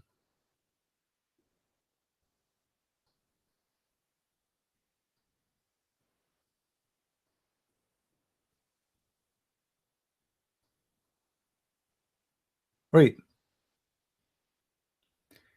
The Quran confirm that there is a huge part of the Quran nobody knows what it means save Allah. None knows its explanation save Allah. Look how smart this God. Look how smart this prophet. He gave them verses and nobody knows what they mean save Allah. Let us take the address from the screen so it doesn't bother you. None knows its explanation save Allah, and those who are of sound instruction say. What sound instruction? The scholar, supposedly the sheikh is the one who say we believe therein, not the one who understand. So in Islam, in order to be considered as a sheikh, it's not necessarily to be a person who understand Islam, but it is necessarily to be a person who say we believe in it. Do you see it? You can change the translation, doesn't matter, you know. All Islamic translation is false anyway.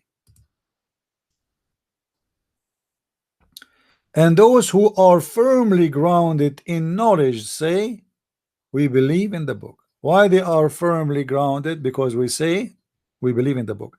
So what is going to give you the title of firmly grounded in knowledge is to say we believe in the book. That all the requirement. You say I believe in the book, you are firmly grounded with knowledge. So to be a sheikh in Islam is not necessarily to be a scholar, it's just to be saying I believe. As simple as that. And to be a Muslim is not necessarily to be a believer. Who said you need to be a believer? You see, Islam is different kind of religion. You just say Shahada and you do not need to be a believer. It's not required to be a believer. If we go in the Quran, you will find the following.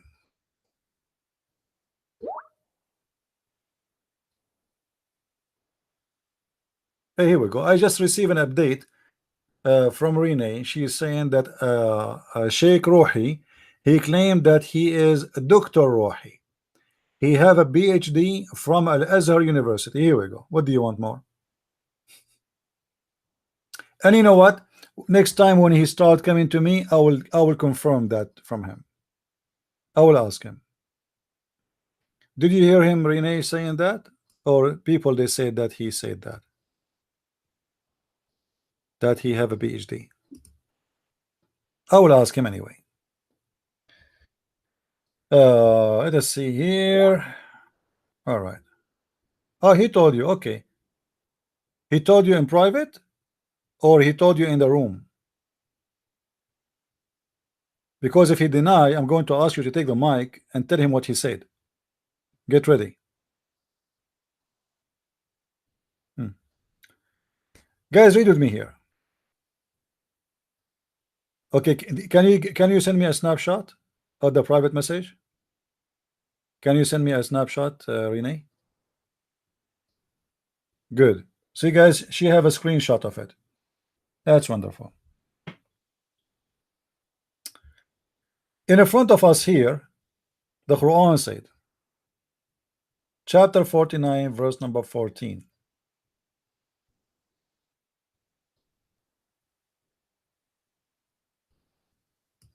You can change the translation if you want to whatever you wish.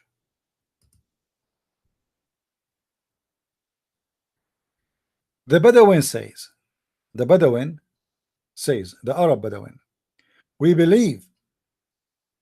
Say, you believe not. So the Bedouin, the Arab, they say, we believe. We are believers. We are Muslims.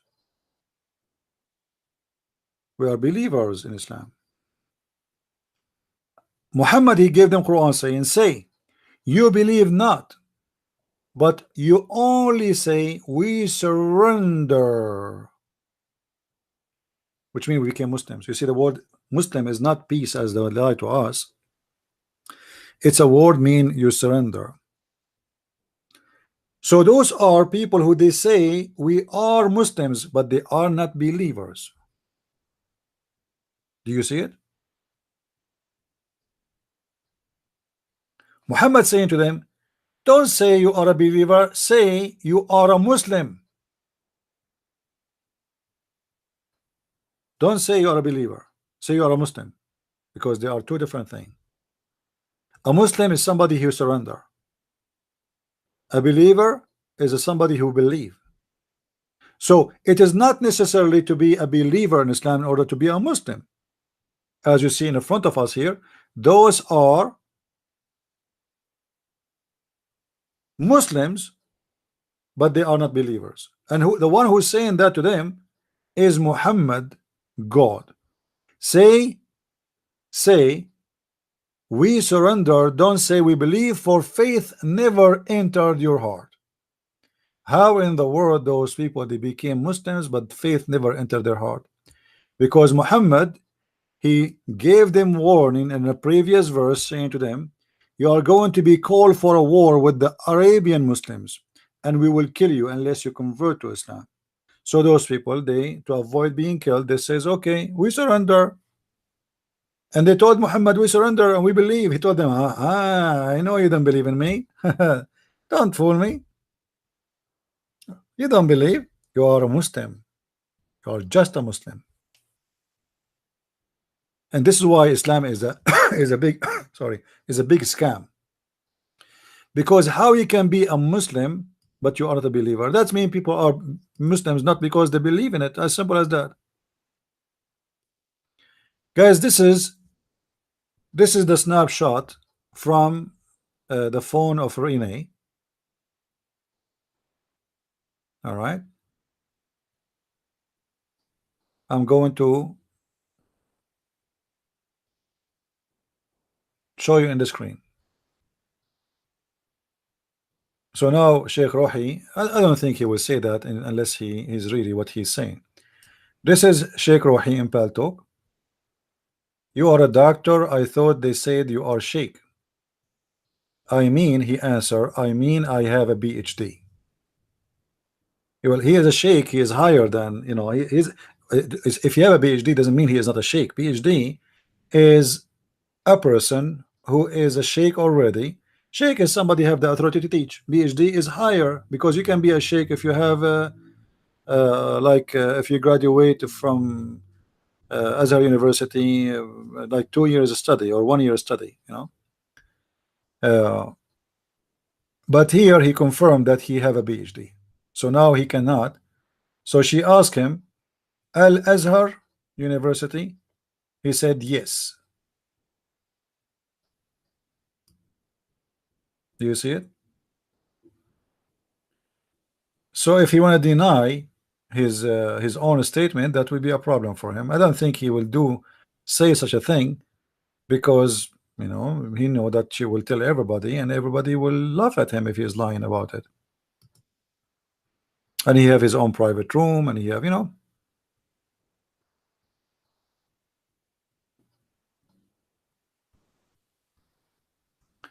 this is another snapshot from the phone from Paltalk of Renee. She sent it to me.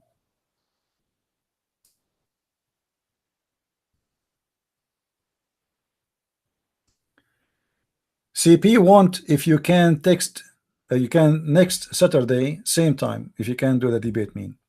He said okay. She asked him where you go to university. He said sure, which mean about Saturday. I am doctor. She said, do you mean what time or what country? He said now answering, or she said, you sorry, you are a doctor. I thought they said you are a sheikh. He said, I mean I have a PhD.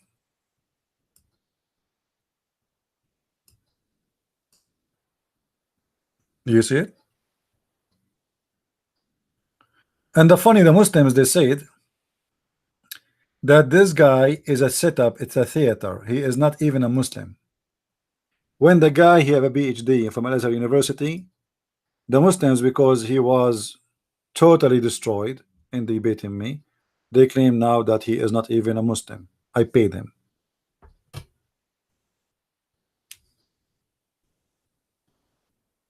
In Islam, there's many branches. Who care? All is same garbage. Does it make a difference anyway? Al-Azhar University, the Muslim, they claim that it is the highest university in the world. The Azhar University, excuse my language, is an official donkey university. If you don't have a grade, if you cannot make it, you go and you register in Azhar University. You know what I mean?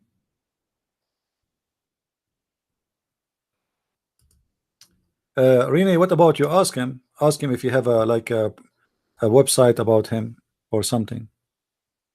Ask him. Why can I don't know even his real name. I mean, what his full name is. Ask him if he have any Facebook. He said he have Facebook, but it's empty. Maybe you have a Twitter. Maybe you have something. Ask him.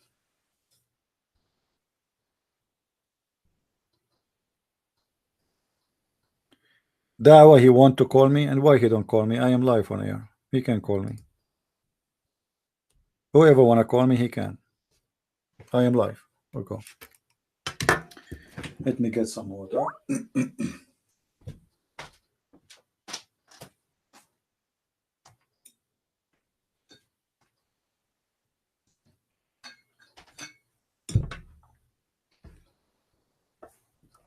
Do you need an invitation to call me?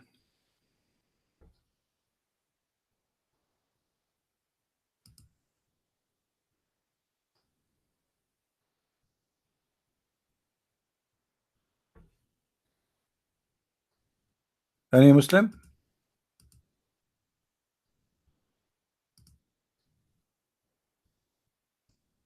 See, we posted a video in the previous in in Arabian Prophet, and still people asking me, "Are you live?" Well, I posted a video there saying I am in the other account. Why people don't watch?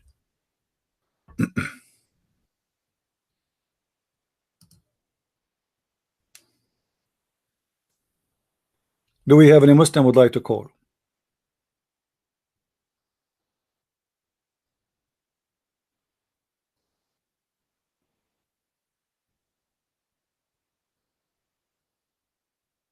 Any Muslim?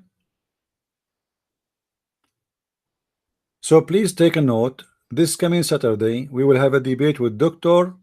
Sheikh Rohi from Al Azhar University. So now we have to correct the name. This guy, he have a PhD in Islam from Al Azhar University, and he is a sheikh. And that even make it better.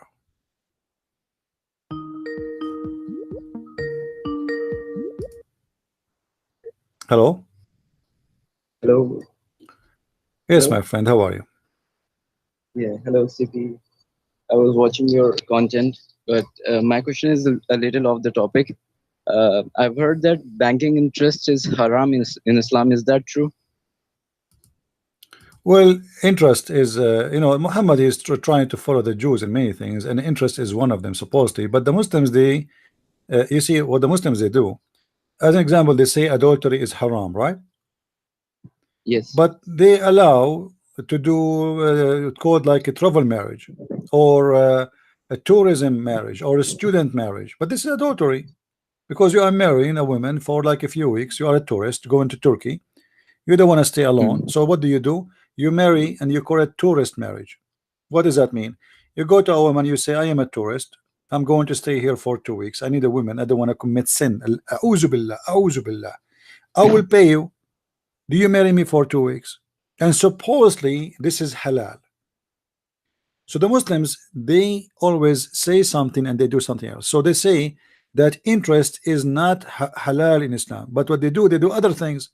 They name it different names. As an example, what it's called, uh, Riba. the riba is the interest.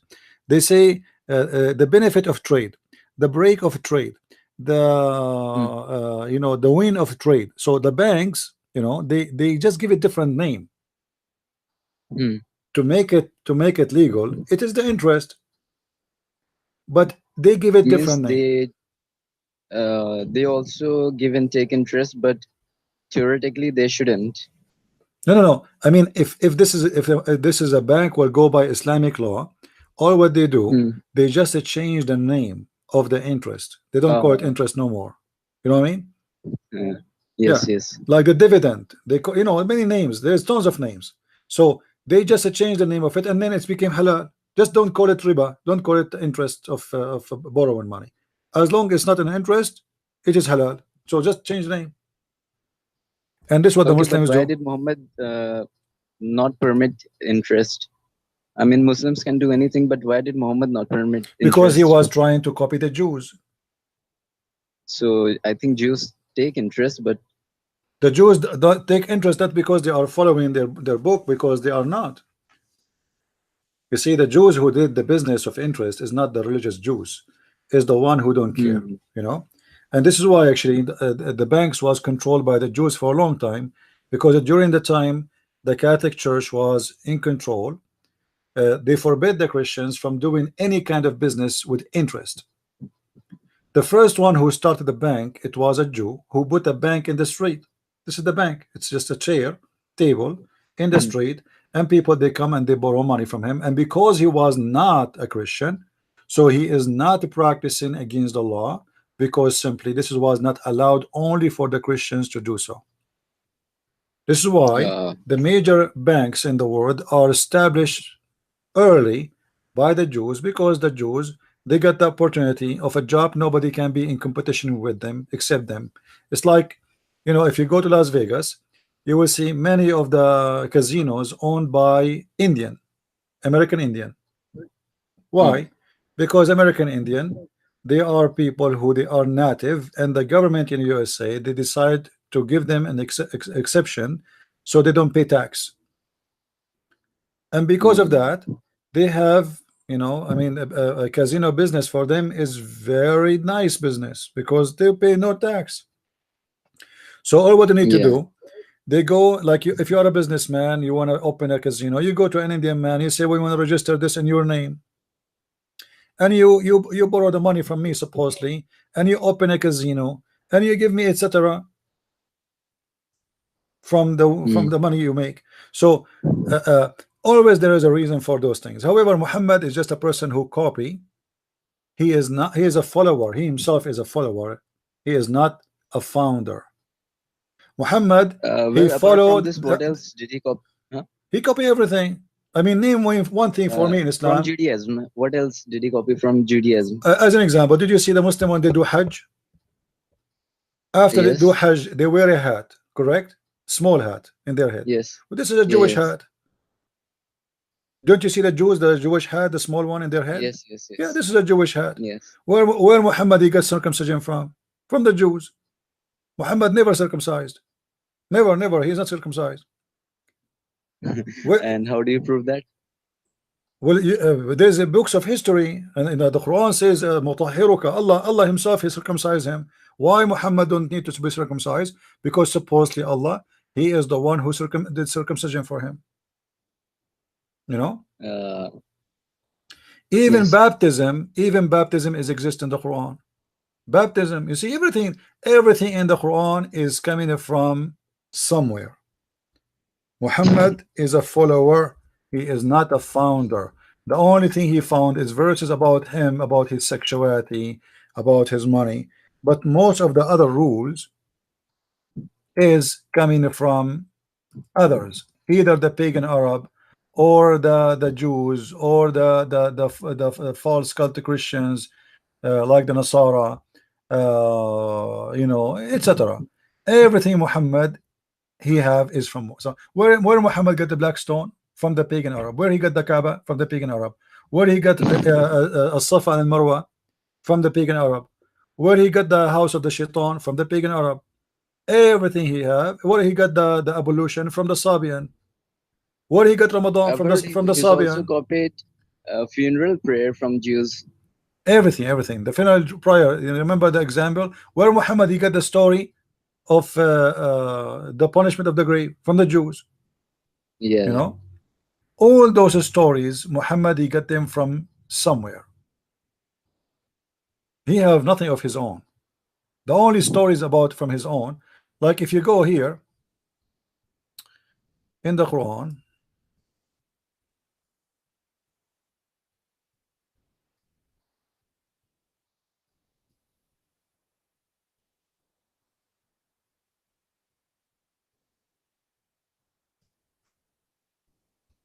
the Quran speak about something maybe many of you do not know. In chapter 2 verse 138, what does that mean? What is this verse saying? They ask Muhammad, how come the Sabians they do baptism? The Sabian, by the way, they do baptism. Why the Sabian they do baptism? The Sabian they learned that from John the Baptist. They claim that they are following John the Baptist. Okay. If you read with me, guys, do you see what it says? The baptism of Allah, you see here between two brackets, does not exist in the Quran. This is false. This is The into baptism translation. of Allah. The baptism of Allah, and who can baptize better than Allah? Like what the heck? But Muhammad don't have baptism. Yeah. So what's happening here? How Allah do baptism, and did Muhammad do baptism? I Never. don't know. So what Muhammad he claimed when they ask him, how come you are a Sabian but you don't practice the baptism of the Sabian? He said the baptism of Allah is better than their baptism. And there is a reason for this. You see, the Sabian they live next to the river of the Euphrates and Dijla. They have a lot of water. Muhammad is a person who live in the desert. If you want to do baptism to a follower, where he would do baptism to him? The water they have is hardly enough to drink. They don't have a lake. They don't have a river. They don't have a dam. There's no water. So he cannot do baptism. But yet he did not deny that he is a person who believe in baptism. Do you notice? What he claimed, Yes. that when somebody say Shahada, Allah baptize him in heaven. So the baptism of Allah is the best baptism. I don't do baptism, Allah do baptism. But yet if we Water ask the shortage. Muslim, yeah, if we ask the Muslim what the word baptism mean anyway. Any Muslim can tell us? Baptism in the name of whom? You see, in the Arabic language, it says sabagha, sabagha, which means color, color. You know, sabagha, it's Hmm. color. Okay, if we say color here, for sure it doesn't mean that he color you with the color. This is the word is used exactly by the Sabian for baptism. This is the term. You see, the Christian don't use this. The Christian, they in Arabic we say ammada, ammada, which means straight out, straight things out. Ammada. We don't say sabagha. Sabagha is something the Sabian they say about what they call baptism. Christian don't use that word. So Muhammad is obviously is not copying the Christian baptism here. He's talking about the Sabian baptism, for this is their terms and this is their speech. They do sibagha. They color you by the color of God. Muhammad is a founder of nothing. Allah is a name exist before him. So All the prophets' names he how was mentioned, Muhammad so successful in the beginning? he How was did he not convince everyone? he was not successful in anything, my friend. Muhammad, he said, if only 10 Jews believe in me, if only I wish all the Jews will believe. He could not convince 10 Jews. You see, So then he the became a one warlord let and me ask you, do you know who is started the killing first? spree. Do you know who is the one who followed Muhammad in the beginning according to Islam? Uh, the first follower, I think it was Fatima. No, the first followers is the outlaw, the robbers. Robbers. Yes, let me show you.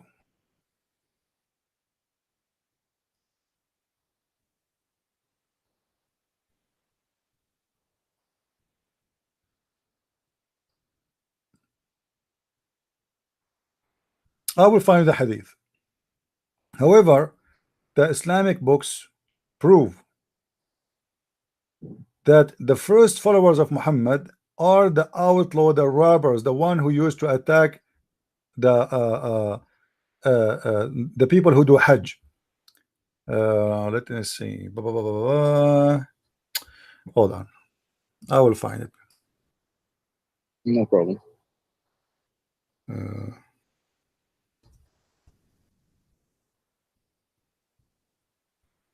which means thieves, the pirate. You know, the one, the Yes, one yes. who the one who do piracy. For actually, you will find this in my coming book. You know.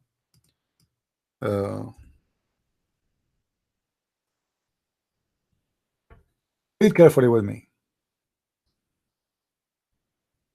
This is the Muslim translation, guys.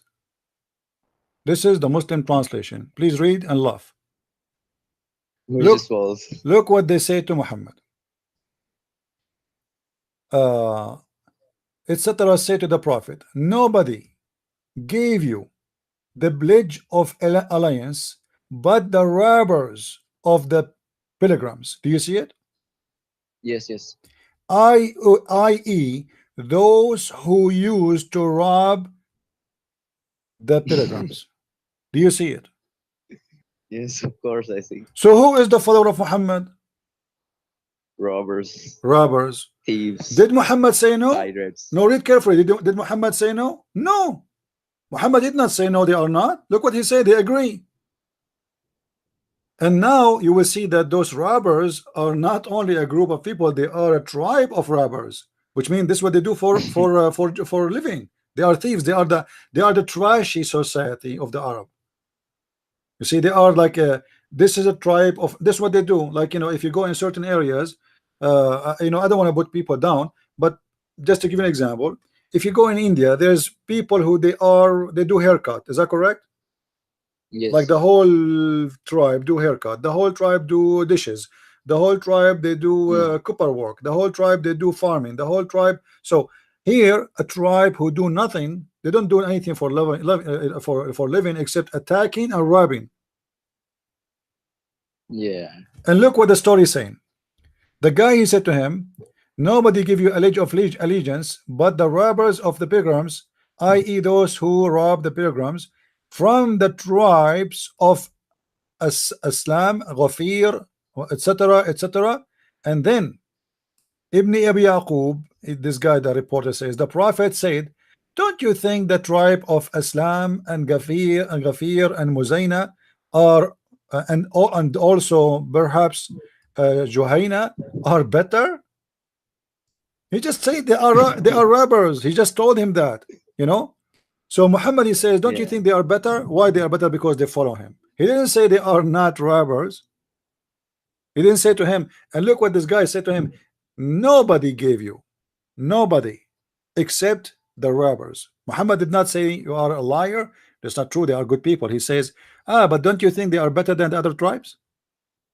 Which means he agreed that yes, they are criminals, but for him they are better than the other one. Imagine, he said, they are better than Bani Tamim. Bani Tamim are very well-known tribe of the Arab, famous one. Bani Amir, Bani Asad, Bani Ghatafan, all those the big names of the tribes. Muhammad, he said they are better than them. Why they are better than them? Because those, the tribe of the first, They follow him. they follow Muhammad, and the tribe of the good ones, they did not follow Muhammad. So suddenly the good one became bad. So those are bad, the one in blue. Why they are bad? But they are not robbers. Those are honorable people. Those are the tribe of the robbers. Why they are better? And Muhammad himself used to rob caravans, right? And this is why they join him, my friend, because they found it an opportunity. He agree, they agree with his life of style, and he agree with their life of style. You know, so it's an opportunity. Now we can attack, and we are not thieves. We are Muslims. You know what I mean? We can attack, we can steal, we can rape, we can take women, but now we are good. We are following a prophet. It's not, we are not a bunch of gang anymore. We are good ones. If you wanna imagine Muhammad, imagine the pirate of the Caribbean in the ship, and Muhammad is captain. What his name? Jack Sparrow. Jack Sparrow. Yeah, that is Muhammad. He is Jack Sparrow with the golden teeth, and he have a long hair, as the Muslim they describe him. He take a shower once a year. He is full of lies, and he have no dignity. He promised something, he do something, he make an oath, he break it tomorrow. He make a promise, he don't care for the promise. That is Muhammad. His followers are nothing but a bunch of thieves. And imagine this is written in their books. Okay, hold on. What do you expect the Muslim to say after we show them this hadith? What do you think? What they will say? It's out of context. No, That's they will the say best response they have. no, it's weak. Come on, you forgot? Come on, man. It's weak, yeah. You know better. It's weak, but this is Sahih al-Bukhari, and nowhere it says weak. Do you see there anywhere it says weak? No. But No. right away, if you show it to a Muslim, you say to you, oh, this is the weak hadith, did not eat very good food. There's no proof of it. What do you mean there is no proof? There's tons of reference here. Huh? They said not every hadith from Sahih al-Bukhari is considered Sahih. Some are Hassan, some are Sahih. While My others friend, are Hassan is accepted. Weak is accepted. reliable. Yeah. And this one does not say it's not. You see, when it does not say Sahih, it means for sure it is Sahih. There's no need to mention it is Sahih or not. You know? Yeah, I get it. The word Sahih is something added later. You know, the book doesn't have that. The book itself does not have. That's why it's called the book of Sahih Bukhari, which means everything is inside considered Sahih. There's no need for the author to say this one is Sahih. You know what I mean? If I say to you, I am going to have a book, have all the correct hadith, and then I say each one of them next to it, I say this is correct. You just told me this is the whole book is correct. So why you want to add there? So those things they added later. You know? So for 1400 years they filtered out every filth from the collection, right? And now they got since the beginning. Okay, my friend, the Quran filter itself. Don't you remember when the Quran says that Allah, he said he will cause Muhammad to forget the Quran? Yeah. Isn't it? This is filtering. Why in the world God, he made Quran, and he promised to reserve the Quran. Then he promised to make you forget the Quran. So why you send the Quran if you want us to forget the Quran? Or what happened when the Muslim they speak the Quran have abrogation? It is just a filtration. As an They example, also hold on, name hold it on, as progressive revelation. hold on. When the Quran says a verse like this,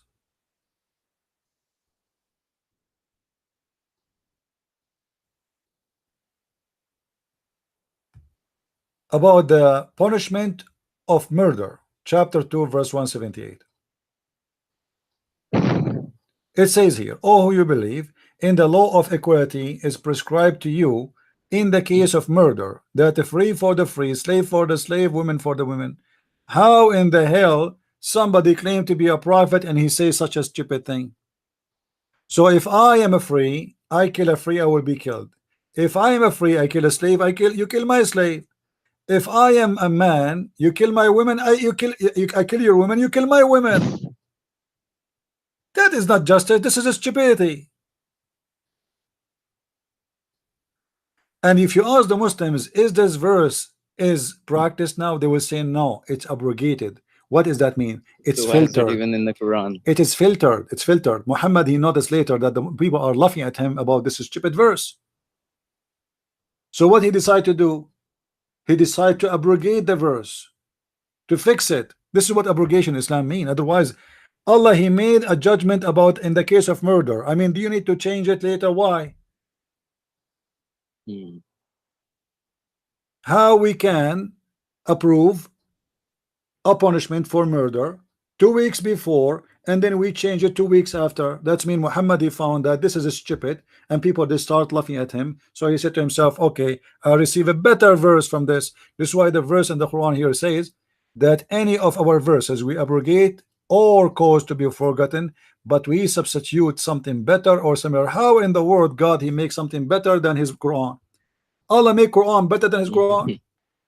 And if you want to make similar, what? How is stupid to say similar? Because similar, there's no need to destroy the first one. Then it's similar.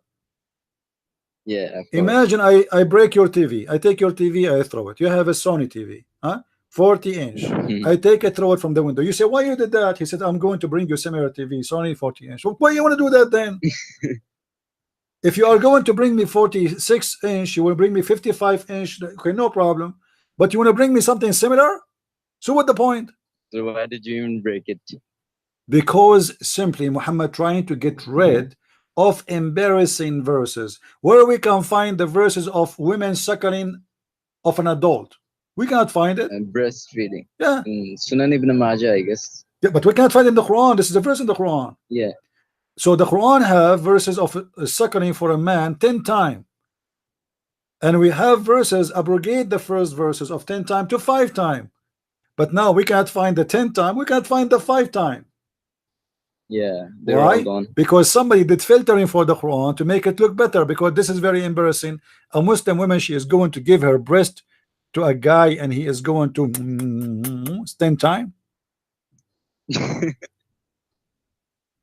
And the funny, Allah, you see, the Quran says Allah will cause us to forget the verses, but obviously we did not, because here we go, we're talking about it, and the Muslim they talk about it. You know what I mean? Yes. When he say we abrogate them, but we know them. When he say we cause you to forget them, but we remember them.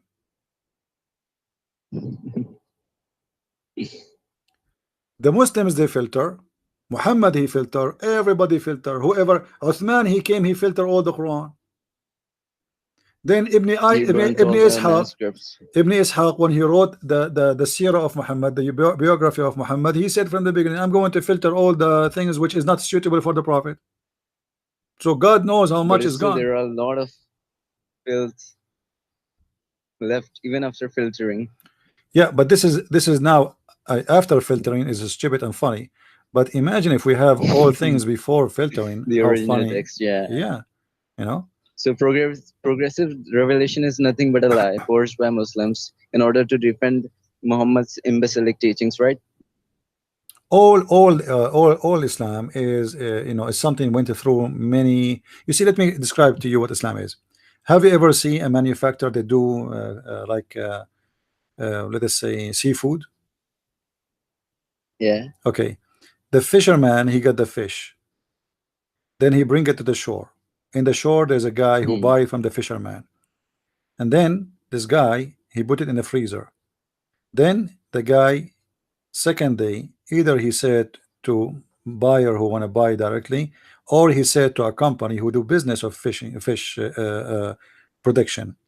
You say it to the company right away, they wash it, they clean it, and they prepare it to be preserved, and they put it inside a plastic case, and they suck the Yeah. air, blah Yeah. blah blah. This is Islam.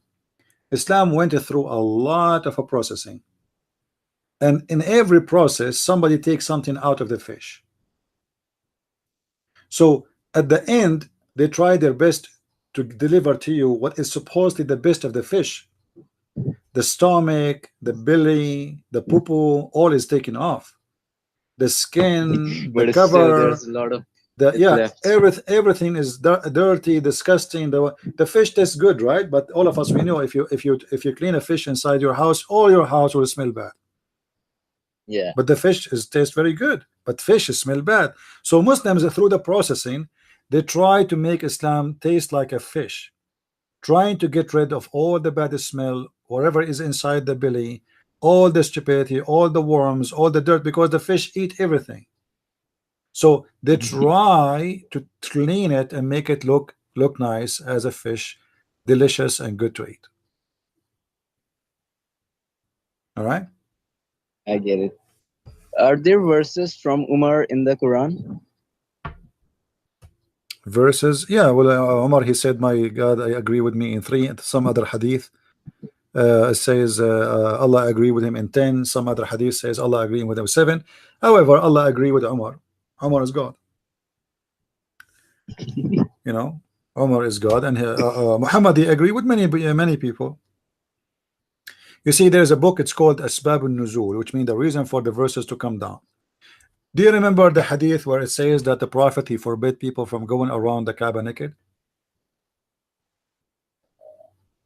No, I don't. Well, the Arab used to go around the Kaaba naked even after Muhammad, he took over the Kaaba. Now the Muslims control the Kaaba. Why Muhammad don't forbid the Arab from going around the Kaaba naked?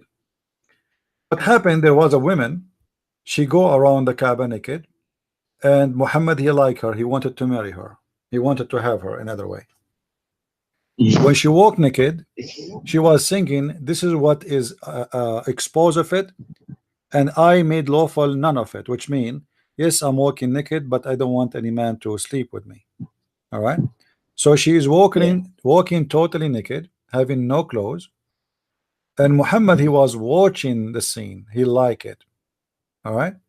So he wanted to have her, but now how he can have a woman, she is going to walk naked next year and the year after and the year after, you know, she do that every year. Yeah. She is good looking, she's beautiful. So Muhammad wanna have her. Muhammad, he did not forbid people walking naked around the Kaaba all the time. Muhammad never spoke against walking around the Kaaba naked all the time he claimed to be a prophet. You will not find anywhere in the Quran Muhammad saying, why you walk naked? Shouldn't we find a verse in the Quran speaking about such a shameful behavior? Of course. Do you know, guys, what I mean? People in the chat, do you know what I mean?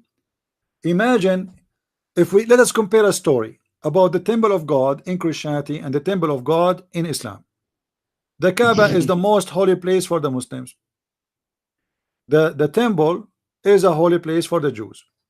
Jesus, when he saw people buying and selling in the Kaaba, in the temple, what he did? He went inside the temple and he flipped their tables. He kicked them out just for buying and selling there. Nobody is going naked. Nobody is going naked. Muhammad, he spent most of his life, 60 years of his life. He brought all the Quran. Allah sent him all the verses in the Quran and never mentioned once not to go around the Kaaba naked. Any Muslim can explain He was to us? obsessed with sex. Huh? Much of his life went into sex. No, but I'm saying, why Muhammad never mentioned something against this all his life? What He is, was not a prophet. why Allah don't see it? There's a guy, his name is Ahmed Ma, wanna debate me? Ahmed, are you there? Who is the Muslim wanna call me? Hang up, please, my friend. Let us see if a Okay, Muslim wanna call. thank you. Okay, thank you, my friend. Thank you for calling. Who is the Muslim trying to call? Who is the Muslim? Like, there's somebody wanna call? Ahmed Ma, how are you, Ahmed Ma? Are you of those who go around the Kaaba naked, or you wear something? Until now, actually, the Muslims, they were around the Kaaba wearing no clothes. No clothes.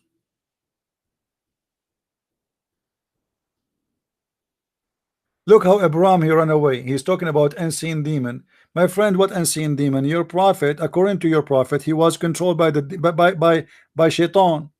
And you Muslim don't believe in demon. Since when you Muslim believe in demon? Demon is a belief in Christianity, not in Islam.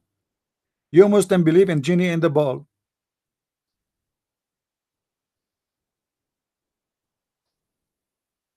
Do we have any Muslim wanna call?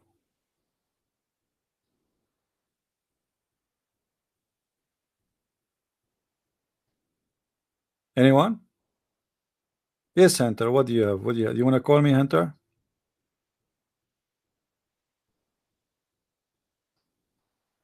Don't tell me you are asking if you can go and do a naked walk around the Kaaba now.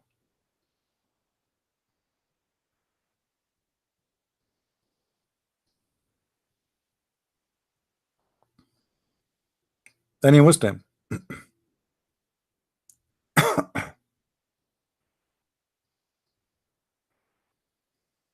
DK Dawa, I will call you, my friend. Give me your name in Skype. I will call you.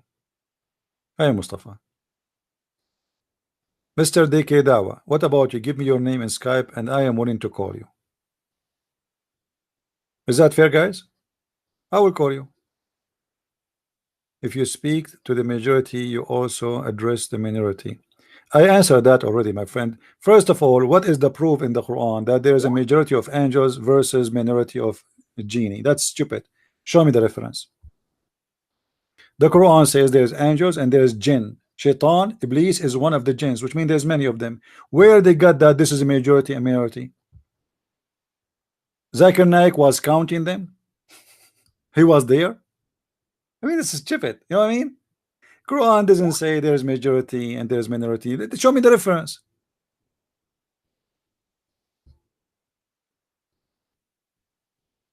Show me the reference. Same time, when the Quran speak always to men in the Quran, the Muslim will ask them why Islam allowed you to marry more than one wife. You say because there's more women than men. So why Allah don't speak to the majority as females?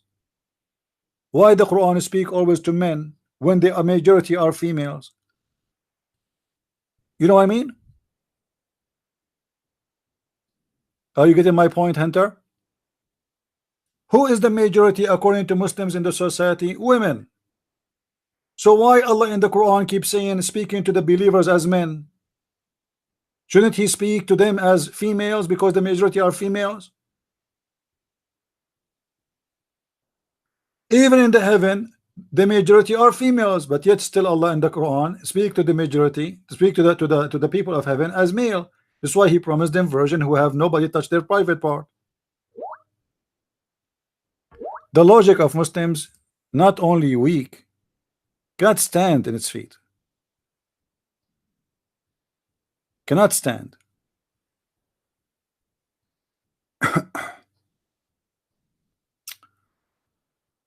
All right. Yeah, this man, he is a kid. He's sending me a video, stupid video. Do we have any Muslim wanna give me a call? Who is a Muslim wanna call?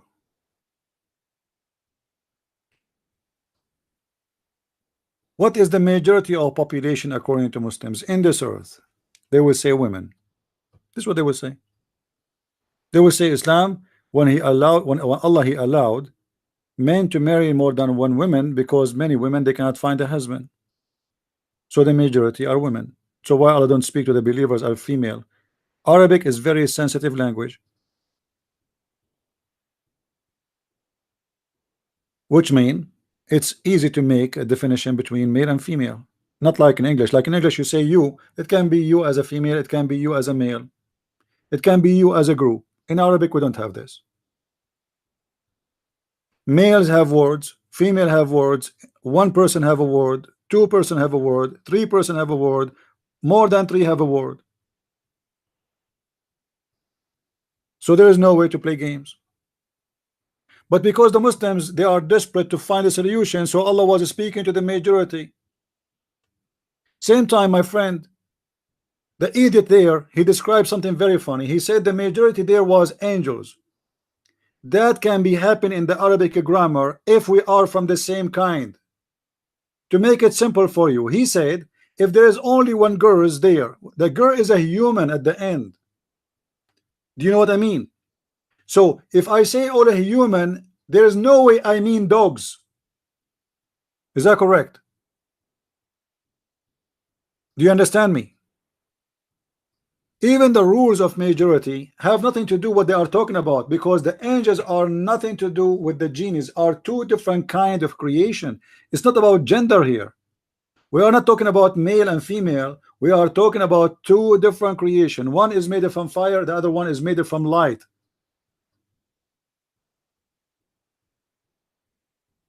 We are not talking about male and female. So the rule he is talking about is a stupid rule, have nothing to do with our topic. It's only about male and female. Was the genie a female angel?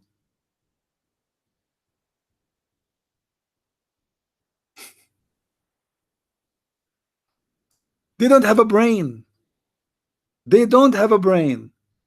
And by the way, when it's come to Arabic, we the Arab Christians, we are the best to speak Arabic. Go and see what it's called, the poet of Al-Mu'allaqat. 5 poetry written by 5 Arab Christians, the best of the history of Arabia. Not only that, do you know who is the first hero in the Arabian history? His name is Antara. Do you know who's Antara? He is a Christian. However, those Christians, they did not live around Muhammad. Around Muhammad there is only Nasara. But the point of the Arab Christians are very well known. They are the best. Even Muhammad, when he suspect about himself being a prophet, Allah said to him, go and ask the Christians and the Jews. So the Muslims cannot teach us Arabic. The best of Arabic writing in the world are Christians. The best of the poetry in the world in the old ages and today are Arab Christians. Go right now and search for Salim al-Khoury as an example. Just for him. Look.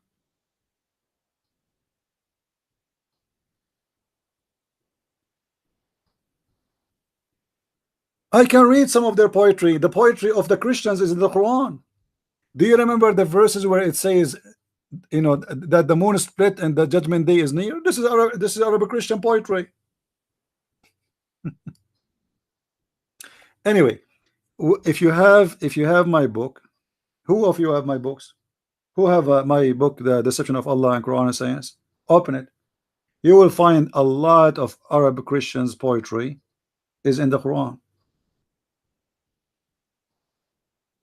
All the references there.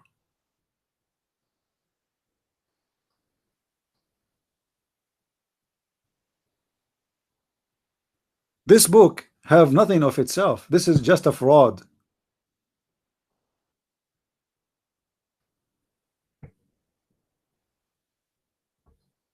I can show you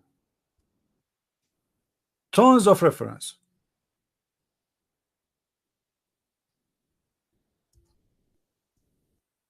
About Muhammad stealing verses, teaching, all it's, you know, he stole it simply from either the Bible, the Old Testament, the New Testament, you name it.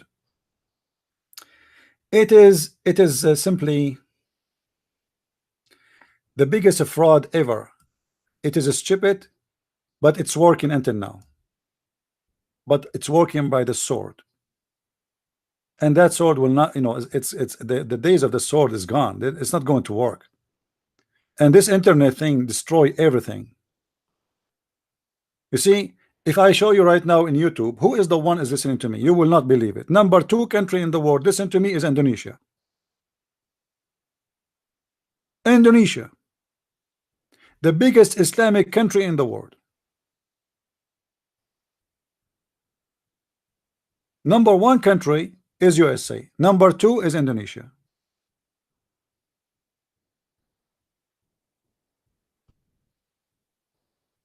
Old days is over.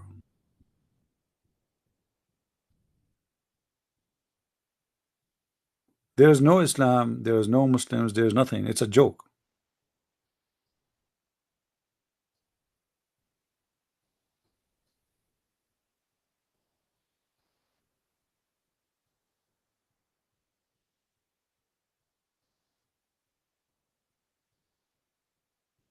Do we have any Muslim would like to call us? Somebody's asking me about the Muslim. A Muslim said to him, well, you know what, do you know that Islam encourage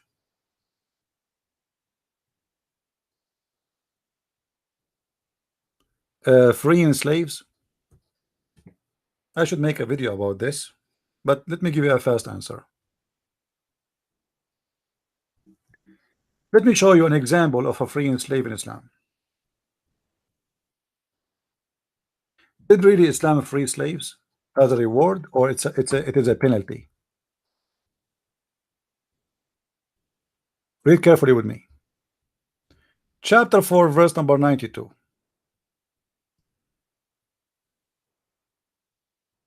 Never should a believer kill a believer. This is a fascist religion speaking about not to kill a believer. You can kill non-believers, but not to kill a believer. But if it so happened by mistake, okay, so what is the punishment? If one so killed a believer, it is ordained that he should free a believing slave. Hold on, guys, do you see what it says there? You free who? You free a believing slave. What that will confirm to us? Anyone notice what that confirmed to us? That confirm that the Muslims are allowed not only to own slaves, even to own Muslim slaves. Question: what kind of religion allowing you to own a believing slave? And here, why I need to be punished for killing by freeing a slave? This is a punishment now. This is not a reward. You see, many naive people, they see the positive side of it, that okay, we free a slave. The fact this is not like a reward for the slave. This is a penalty for the one who did the killing. Are you getting the point? So Muhammad is making the because this is very painful for those Arab. They love to own slaves. So when you say to them, I'm going to take your slave from you, it's like you did, you know, Muhammad don't want to kill them because he needs fighters. He cannot kill them. Those are the one who will fight for him. So now he want to make extreme penalty. What is the extreme penalty? I'm going to make you free a slave. But they want to say, please, don't free my slave. I need my slave. Don't free my. No. Okay, you do that again. You do this. I'm going to free a slave. I will take one of your slaves. So this is not a reward for the slave. This was a penalty for the Muslims.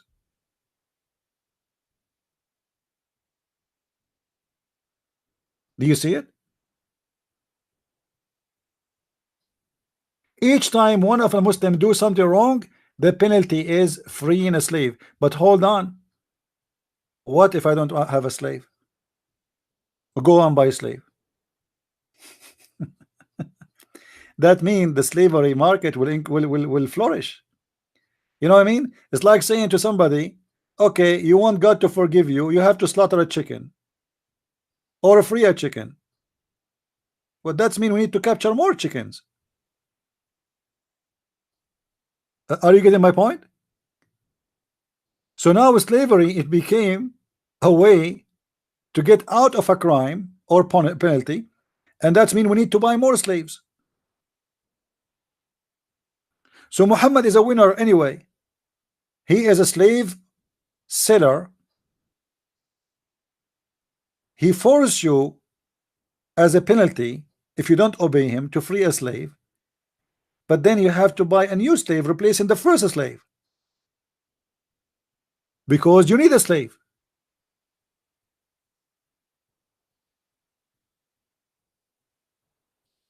Guys, look at this. Muhammad was born in a slave society. Hold on. Muhammad, the Muslim, they say to us, Muhammad was born in a very, very poor family. How he is a born from a poor family, which means they never have slaves. Suddenly he became a slave owner. So if slavery was exist before Muhammad, and you Muslim lie to us saying Muhammad came to free a human being from slavery, he did not free anyone from slavery. He owned slaves. I will give you an example. There's a guy, his name is Bilal. He's very famous. The Muslim, they say Bilal will go to heaven. The first one who say Allahu Akbar. The guy Muhammad died and Bilal is still as a slave. Bilal, he went to Abu Bakr. He said, if you bought me for the sake of Allah, will you free me for the sake of Allah? If you bought me for yourself, keep me for yourself. Muhammad did not even free Bilal. This man, he served him as a slave all his life. Muhammad died, did not free the man. If Bilal don't deserve to be freed, who deserve? You know what I mean? This guy, he protect him. He is a bodyguard. He is the one who carry anything he want. He is his servant. He is the one who bring him stones to clean his ass. He is the one who collect money from the people when Muhammad, he forced them to pay money. He is everything. And then Bilal, he did not get his freedom. After all those years of service, Muhammad died, and is still Bilal slave.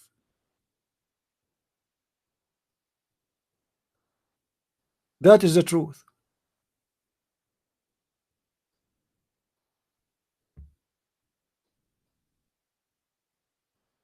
Do you remember the story of Zahir? When Muhammad, he came from the back of a gay, and he hold him from his back, and he says, who buy this slave from me? Muhammad was not joking. This is what he used to do.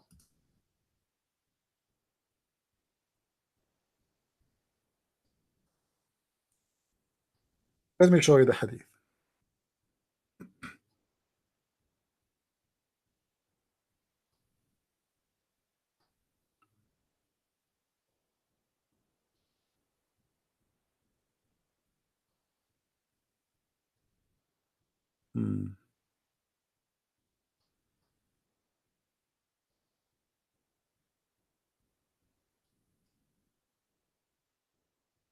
Let us see.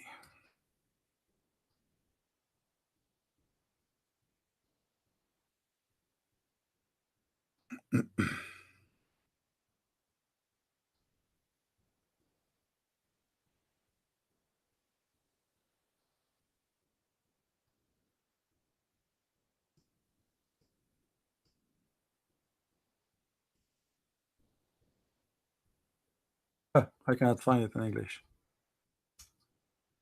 Too bad. Let us see.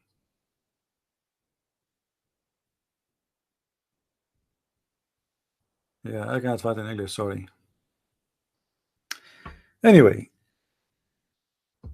Islam is a very stupid, weak religion. Cannot stand for itself.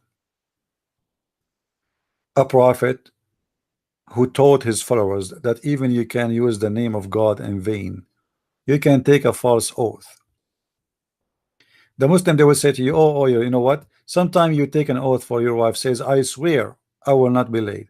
I swear I'm not going to divorce you. I swear I don't like other women. But those not true swear. You like other women.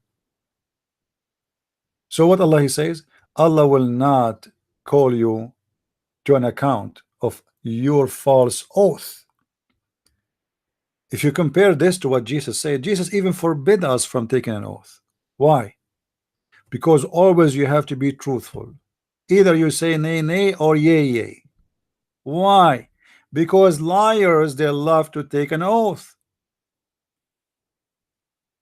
It's like, finally, he accept me to say an oath, because the second you say an oath, it means you are free to go. It means we believe you now. You know what I mean?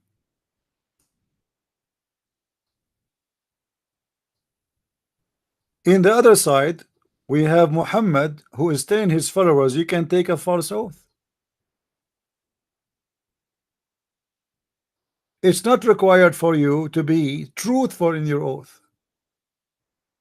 You want to say to me this is an oath you give to your wife? Who in the world, what kind of God he teach his followers that you can lie to your wife, take a false oath using the name of God in vain? Is your God is a joke? The Muslim, they say we respect God.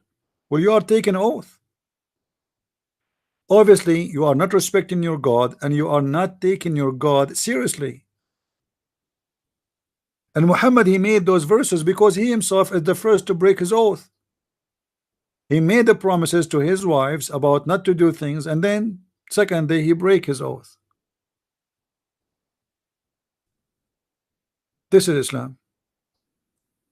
You cannot find one thing in Islam is not stupid. Just one. It's impossible.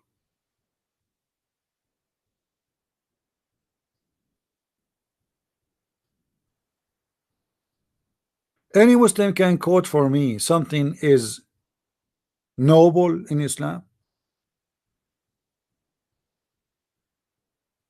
Anything like the Quran teaching something good. The Muslim, they said to you, do you know the Quran teach that you should respect your parents? But Muhammad did not respect his parents. Muhammad, he said that his mother and his father, they are filthy, they are najis, and they will go to hell.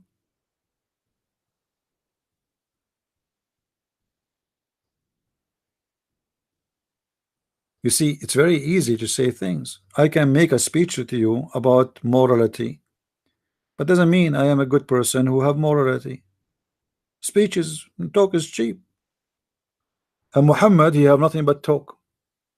But even his talk have no morality. A prophet, he said to himself that Allah told me any woman she want to sleep with me, it's a privilege only to me. This is morality. A prophet, he told his followers you can marry only 4 wives according to Muslims. But Muhammad, he have unlimited license. Why? Oh, because he's a prophet. Prophet is above the law. Since when? Prophet, he break the law or he obey the law? Oh, Allah, he made a special law, one for the Muslims and one for Muhammad, because Muhammad is above Islam. Why, if a Muslim he have 5 wives, he will be killed, and Muhammad he have, according to Muslims, 13, and nobody dare to question. Nobody dare to question. No, who dare? It's a gang leader.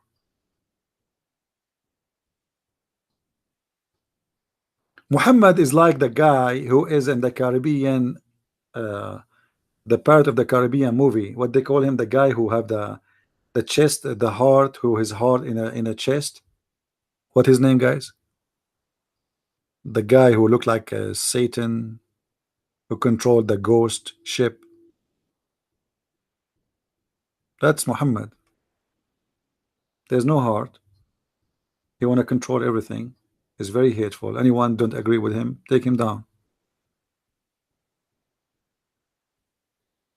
But the difference between Muhammad and that guy, Muhammad is funny. I mean, Muhammad, he said the most stupid things you can imagine.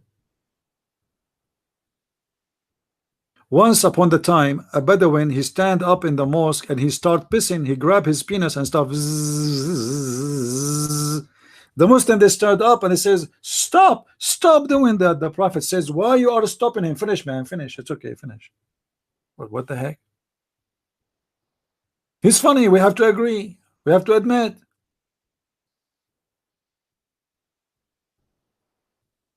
He is a prophet who believe that the Kaaba is the holy house of Allah, who believe that the house of Allah is holy, but you can piss in the middle of the mosque and he will not stop you.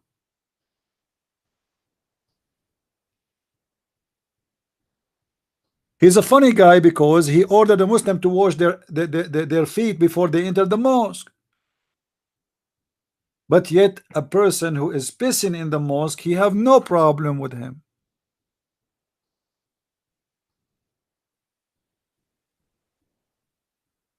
Even the hadith says that dogs used to piss in the mosque. You believe it?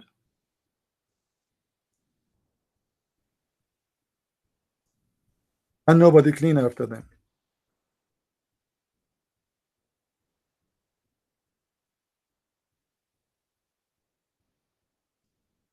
Liar? I am liar? Let us see.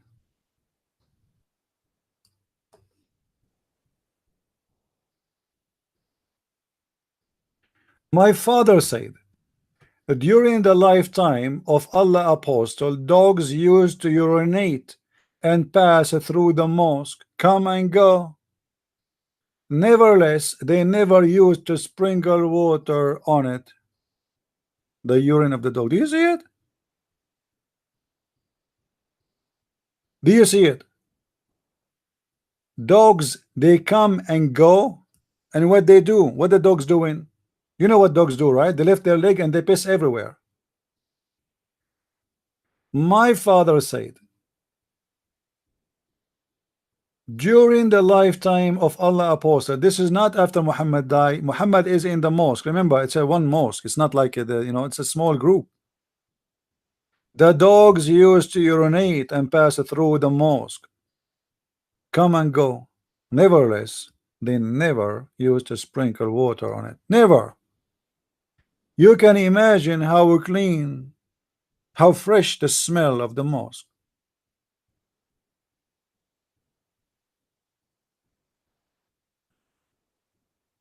Do you see? Dogs, they go in and piss, and nobody clean. So what happened? What happened to the piss? Stay there.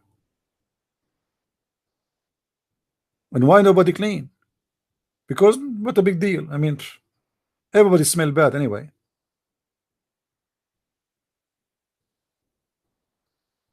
And when one dog he piss, many dogs will follow because because dogs they sniff, and if there's a dog he piss there, they piss in the top of his piss.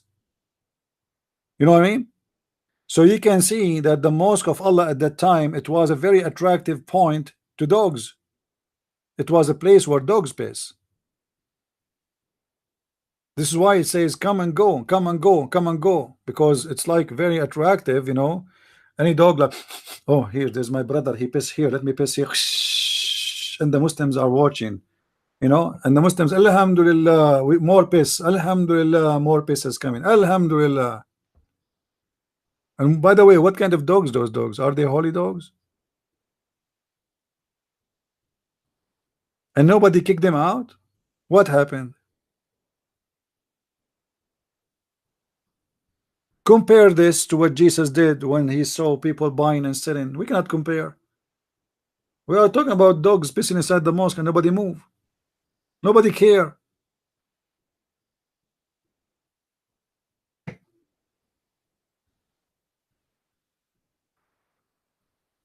This is why remember I told you that the one who joined Muhammad are criminals. They are pirate. They are thieves. And this is why nobody want to clean. They themselves, they are criminals. Those people, they take a shower once every 2 years. If they take a shower. So dog's piss doesn't, I mean, so what a big deal. There's no way a person who have any kind of a clean in his life, any kind of manner, he will accept that the dog will piss where he pray. Not a place where he live necessarily. I mean, place where you pray is more important too, because this is not only a house, this is the house of God.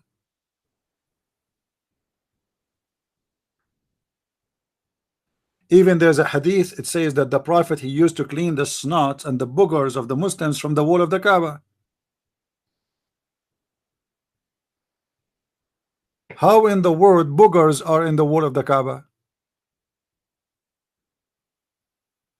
The sky was raining boogers. The snot, people, they have their snot in the wall of the Kaaba. Why? What happened?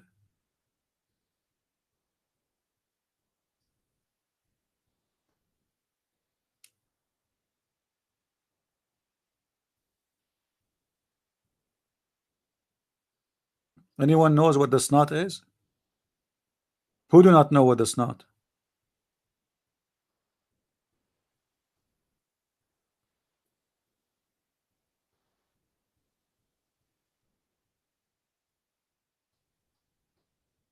All of you know? If anyone do not know what the snot is, let me know. We can show you an image of it.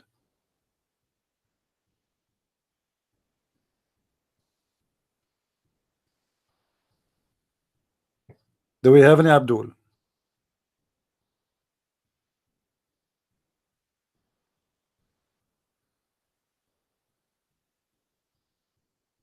Snot, not shot.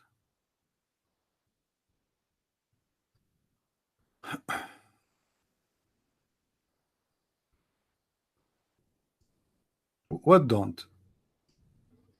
Well, there's, trust me, at that time, look like, okay, if you are a Muslim at that time and you are going around the Kaaba and you see, and you want to take a selfie with the Kaaba, what is going to appear with your selfie? A snot.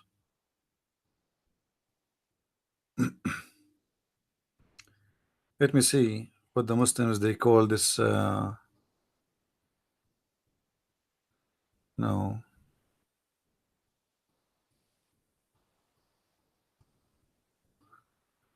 I'm not sure what the word they use it.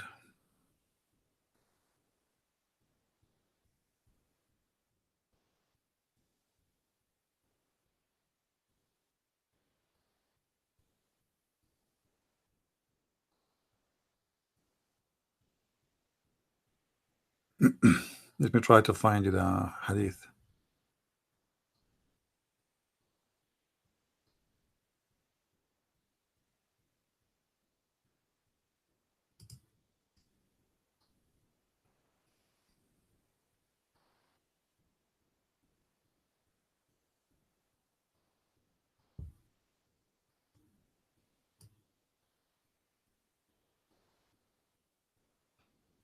Let us see.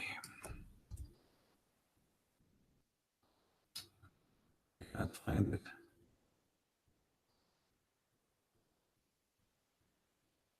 Oh.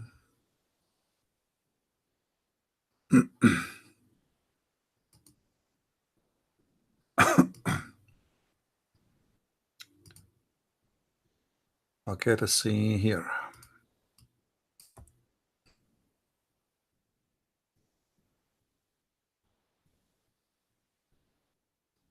Here we go. The Messenger of Allah, BBBUH,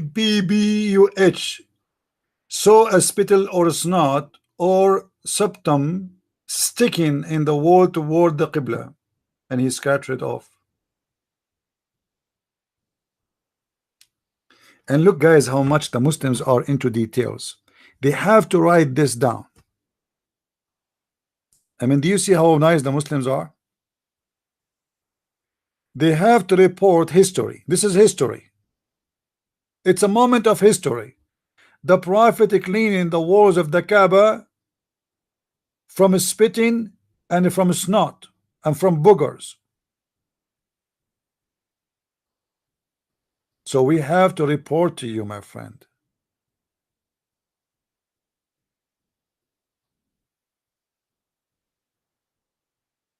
Do you see it? Look how many hadith, look how many stories. Look like there was a lot of snot at that time.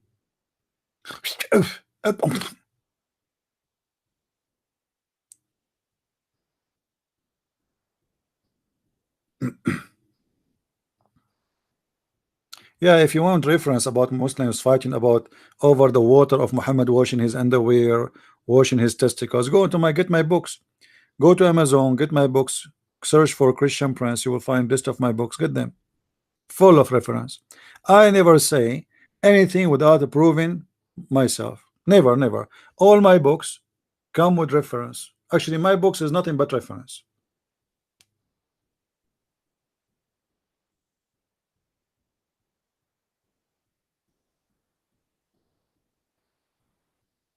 Why a Muslim he cannot spit in the front or in the right, his right? Anyone knows? Anyone knows? Why you cannot spit in the right or in the front? The wisdom of Muhammad is amazing because the angel is in your right. So if you spit in the right, you are spitting of the angel. Look at this problem now. You spit at the right side, you spit at the angels. Do you want to do that? The poor angel is next to you and you spit at him. Why you don't spit in the front? Because there's an angel walking in front of you too. So what we do? Spit in the left or under your foot, your left foot, or spit in your pocket, or in your what they call it in English, sleeves. Sleeves. The Prophet is teaching me to spit in my sleeves. Are you sure? Let me see if I can find the hadith about spitting in the sleeves.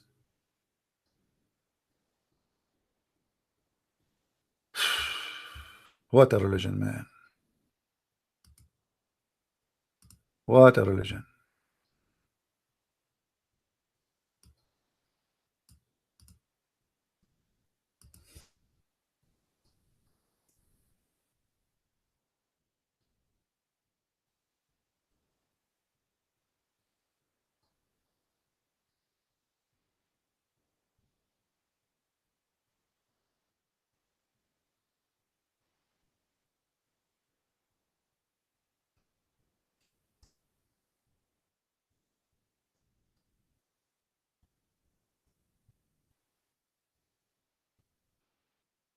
Let's see.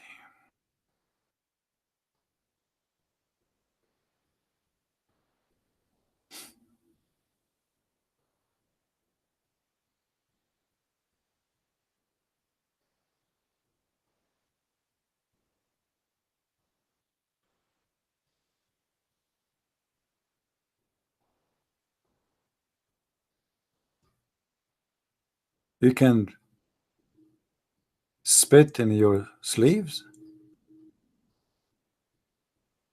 Oh boy.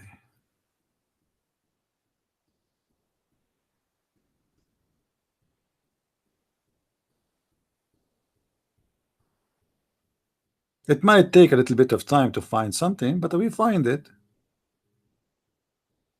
right?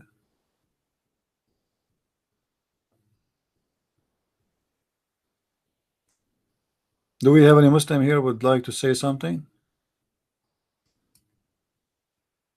Any Muslim in this agreement? Actually, I think I have this reference in my book, right? I think I have it in my book. Yeah. See, I don't save reference in my mark book, because if I want to save everything I know, my bookmark will become like endless. It's going to be harder to fight from the internet from fighting it from my bookmark. Any Abdul?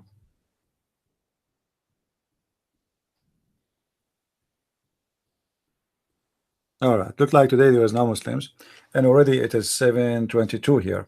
So I think for today we are enough. Yes, Skype is open, my friend, but no Muslim is calling. Guys, take a note, please. This coming Saturday, we have a debate between me and Dr. Imam Ruhi. He is from Al Azhar University. He's a doctor. He have a PhD.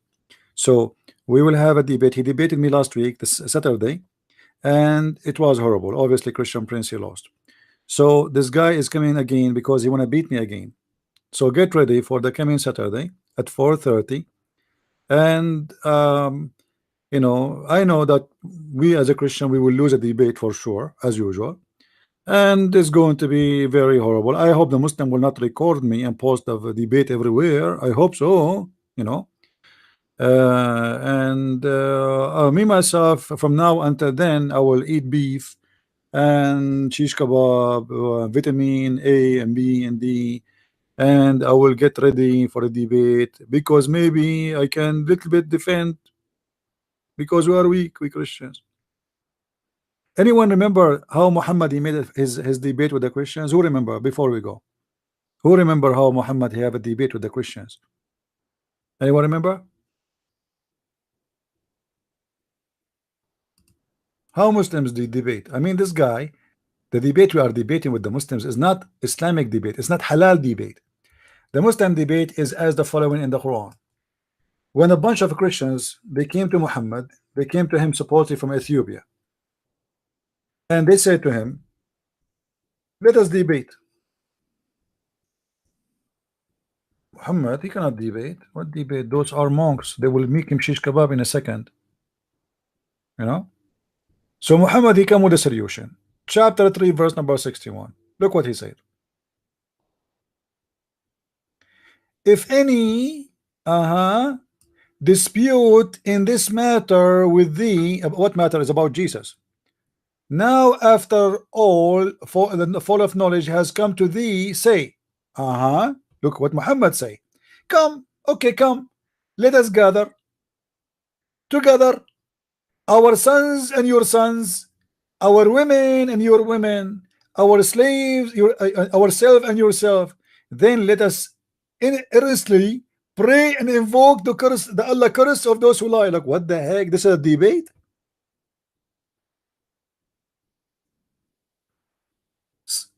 Which means if this sheikh want to debate me an Islamic debate, he should do this. He come and he says to me, okay, give me my turn. He take the mic, he says, may Allah cut my nose if I'm lying. Your turn. The Christian prince, he take the mic and he says, may Allah cut my toes if I'm lying. Your turn.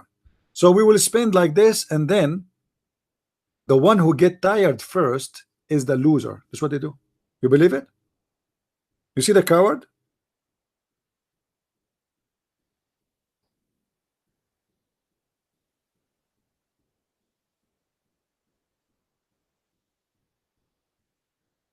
This is how you can debate. Obviously, he's just running away from debating them. What curse was the why? If a guy he is a Hindu and he told me that he don't believe in Jesus as God, he's not lying. He don't believe in him. He's wrong according to me, but he's not a liar. Correct?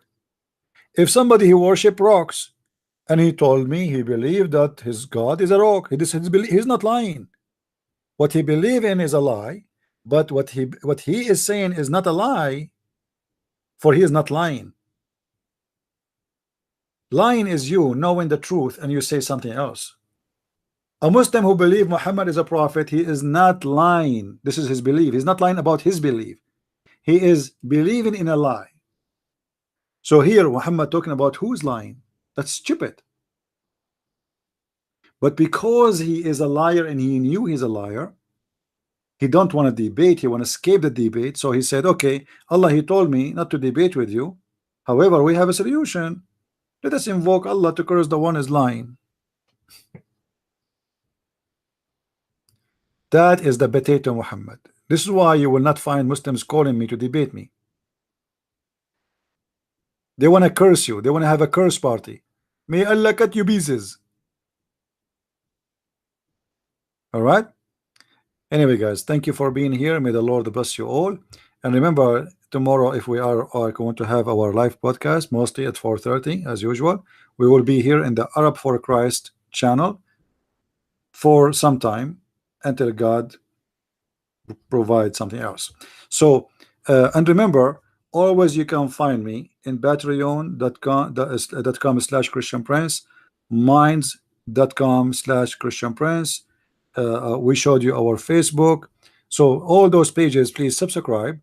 So in case, because you know I am a target of many people who hate me, and they think they can really fight me. You know, for me, I have a lot of channels. I can switch every day, and it doesn't matter where I go. Here we go. I just told them I'm here. I have 200 people watching. It doesn't matter where I go, because people, they are following me, not following a channel, and they are following me to learn, not because I'm a prophet. I claim nothing of myself. I don't claim to be a bishop. I don't claim to be a priest. I don't claim to be a good person as any better as anyone. I am like all of you. I am just a person who knows what you know not, specifically about the cult of Islam. Whoever would like to listen and learn is more than welcome. It's a free school. People who like to support us in what we do, feel free to support what we do. You can make a donation. You can buy my books. There's many ways to support me. You can download my videos. It's for free. You can share it with your friends. You know, we do everything. And when I say do, I'm talking about me and you, because I believe that all of us, we partner together to make things happen for best. If you guys are not here, I'm not going to be talking to myself.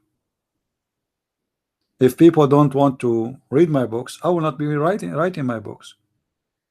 If Nobody want to listen. I mean, what the point of talking to yourself? This is why I say we are partners in what we do here. And I consider just people coming here as a support. There is some people they can do more, they can give donation. That's wonderful. But everybody do what he can do. There's people who they are poor. May the Lord bless them. Still, by coming here, he is supporting. Everyone, he do his part. I do my part. And I do the best I can. Every day I spend hours in my day just to fight this cult. And when I say hours, I'm talking just about online, like video now. However, when I finish right now, I will make a cup of tea and I will start working in my other book. So my day is about fighting this cult, not hours of my day. I get tons of emails, questions, people, reference. This is why I say to people, please don't, when you join here, please take reference, take notes. I cannot answer everybody. If you see, guys, my Facebook, it says scary. Christian, you said yesterday, etc. You said that's week. We can find this one. Help me, my friend. I cannot. And sooner or later, this guy, Christian Prince, he will die. If you want to get reference handies, get my books. Anytime you need reference, because almost I'm covering everything. Like the new books is coming about sex and Allah. This book covering everything. I mean, you will not find one issue about this cult. It's called Islam is not covered when it's come to sex. And when I say one issue, I mean that everything there is, let us say, giving you enough reference to debate any Muslim of a choice or no choice, and show him that he have no answer and he cannot debate you. This is a new cover for our book, Sex and Allah. It's my design. Let me make the cover small so you guys can see it, all of it. And let us take this thing off. This book will be ready. Supposedly it should be ready by today, actually, but we found that there's a printing, you know, like when the publisher make a final print. So I found there's an error, typo error. So we told them to fix it. So it might take like 2 days from now or 3 days, and we will have the book ready to be on Amazon. But this is a fantastic book because it is, let us say, maybe the first of its kind. And you will have reference about things you never heard before. But just be careful. This is not a book for children. You don't give this book to your daughter. She is 8 years old. All right? Don't do that. It's not for kids. As simple as that. And I, you know, in my translation, I'm very honest there, which means I am not sugarcoating anything, as usual. I say it as it is. As it is. People like it, don't like it, I don't care. I'm not going to change the meaning of the word because somebody he don't like this to see this word in the screen or in his in the page. If you don't like to read about sex, don't buy a book about sex. This book is not about really about holiness. It's about sickness. You know what I mean?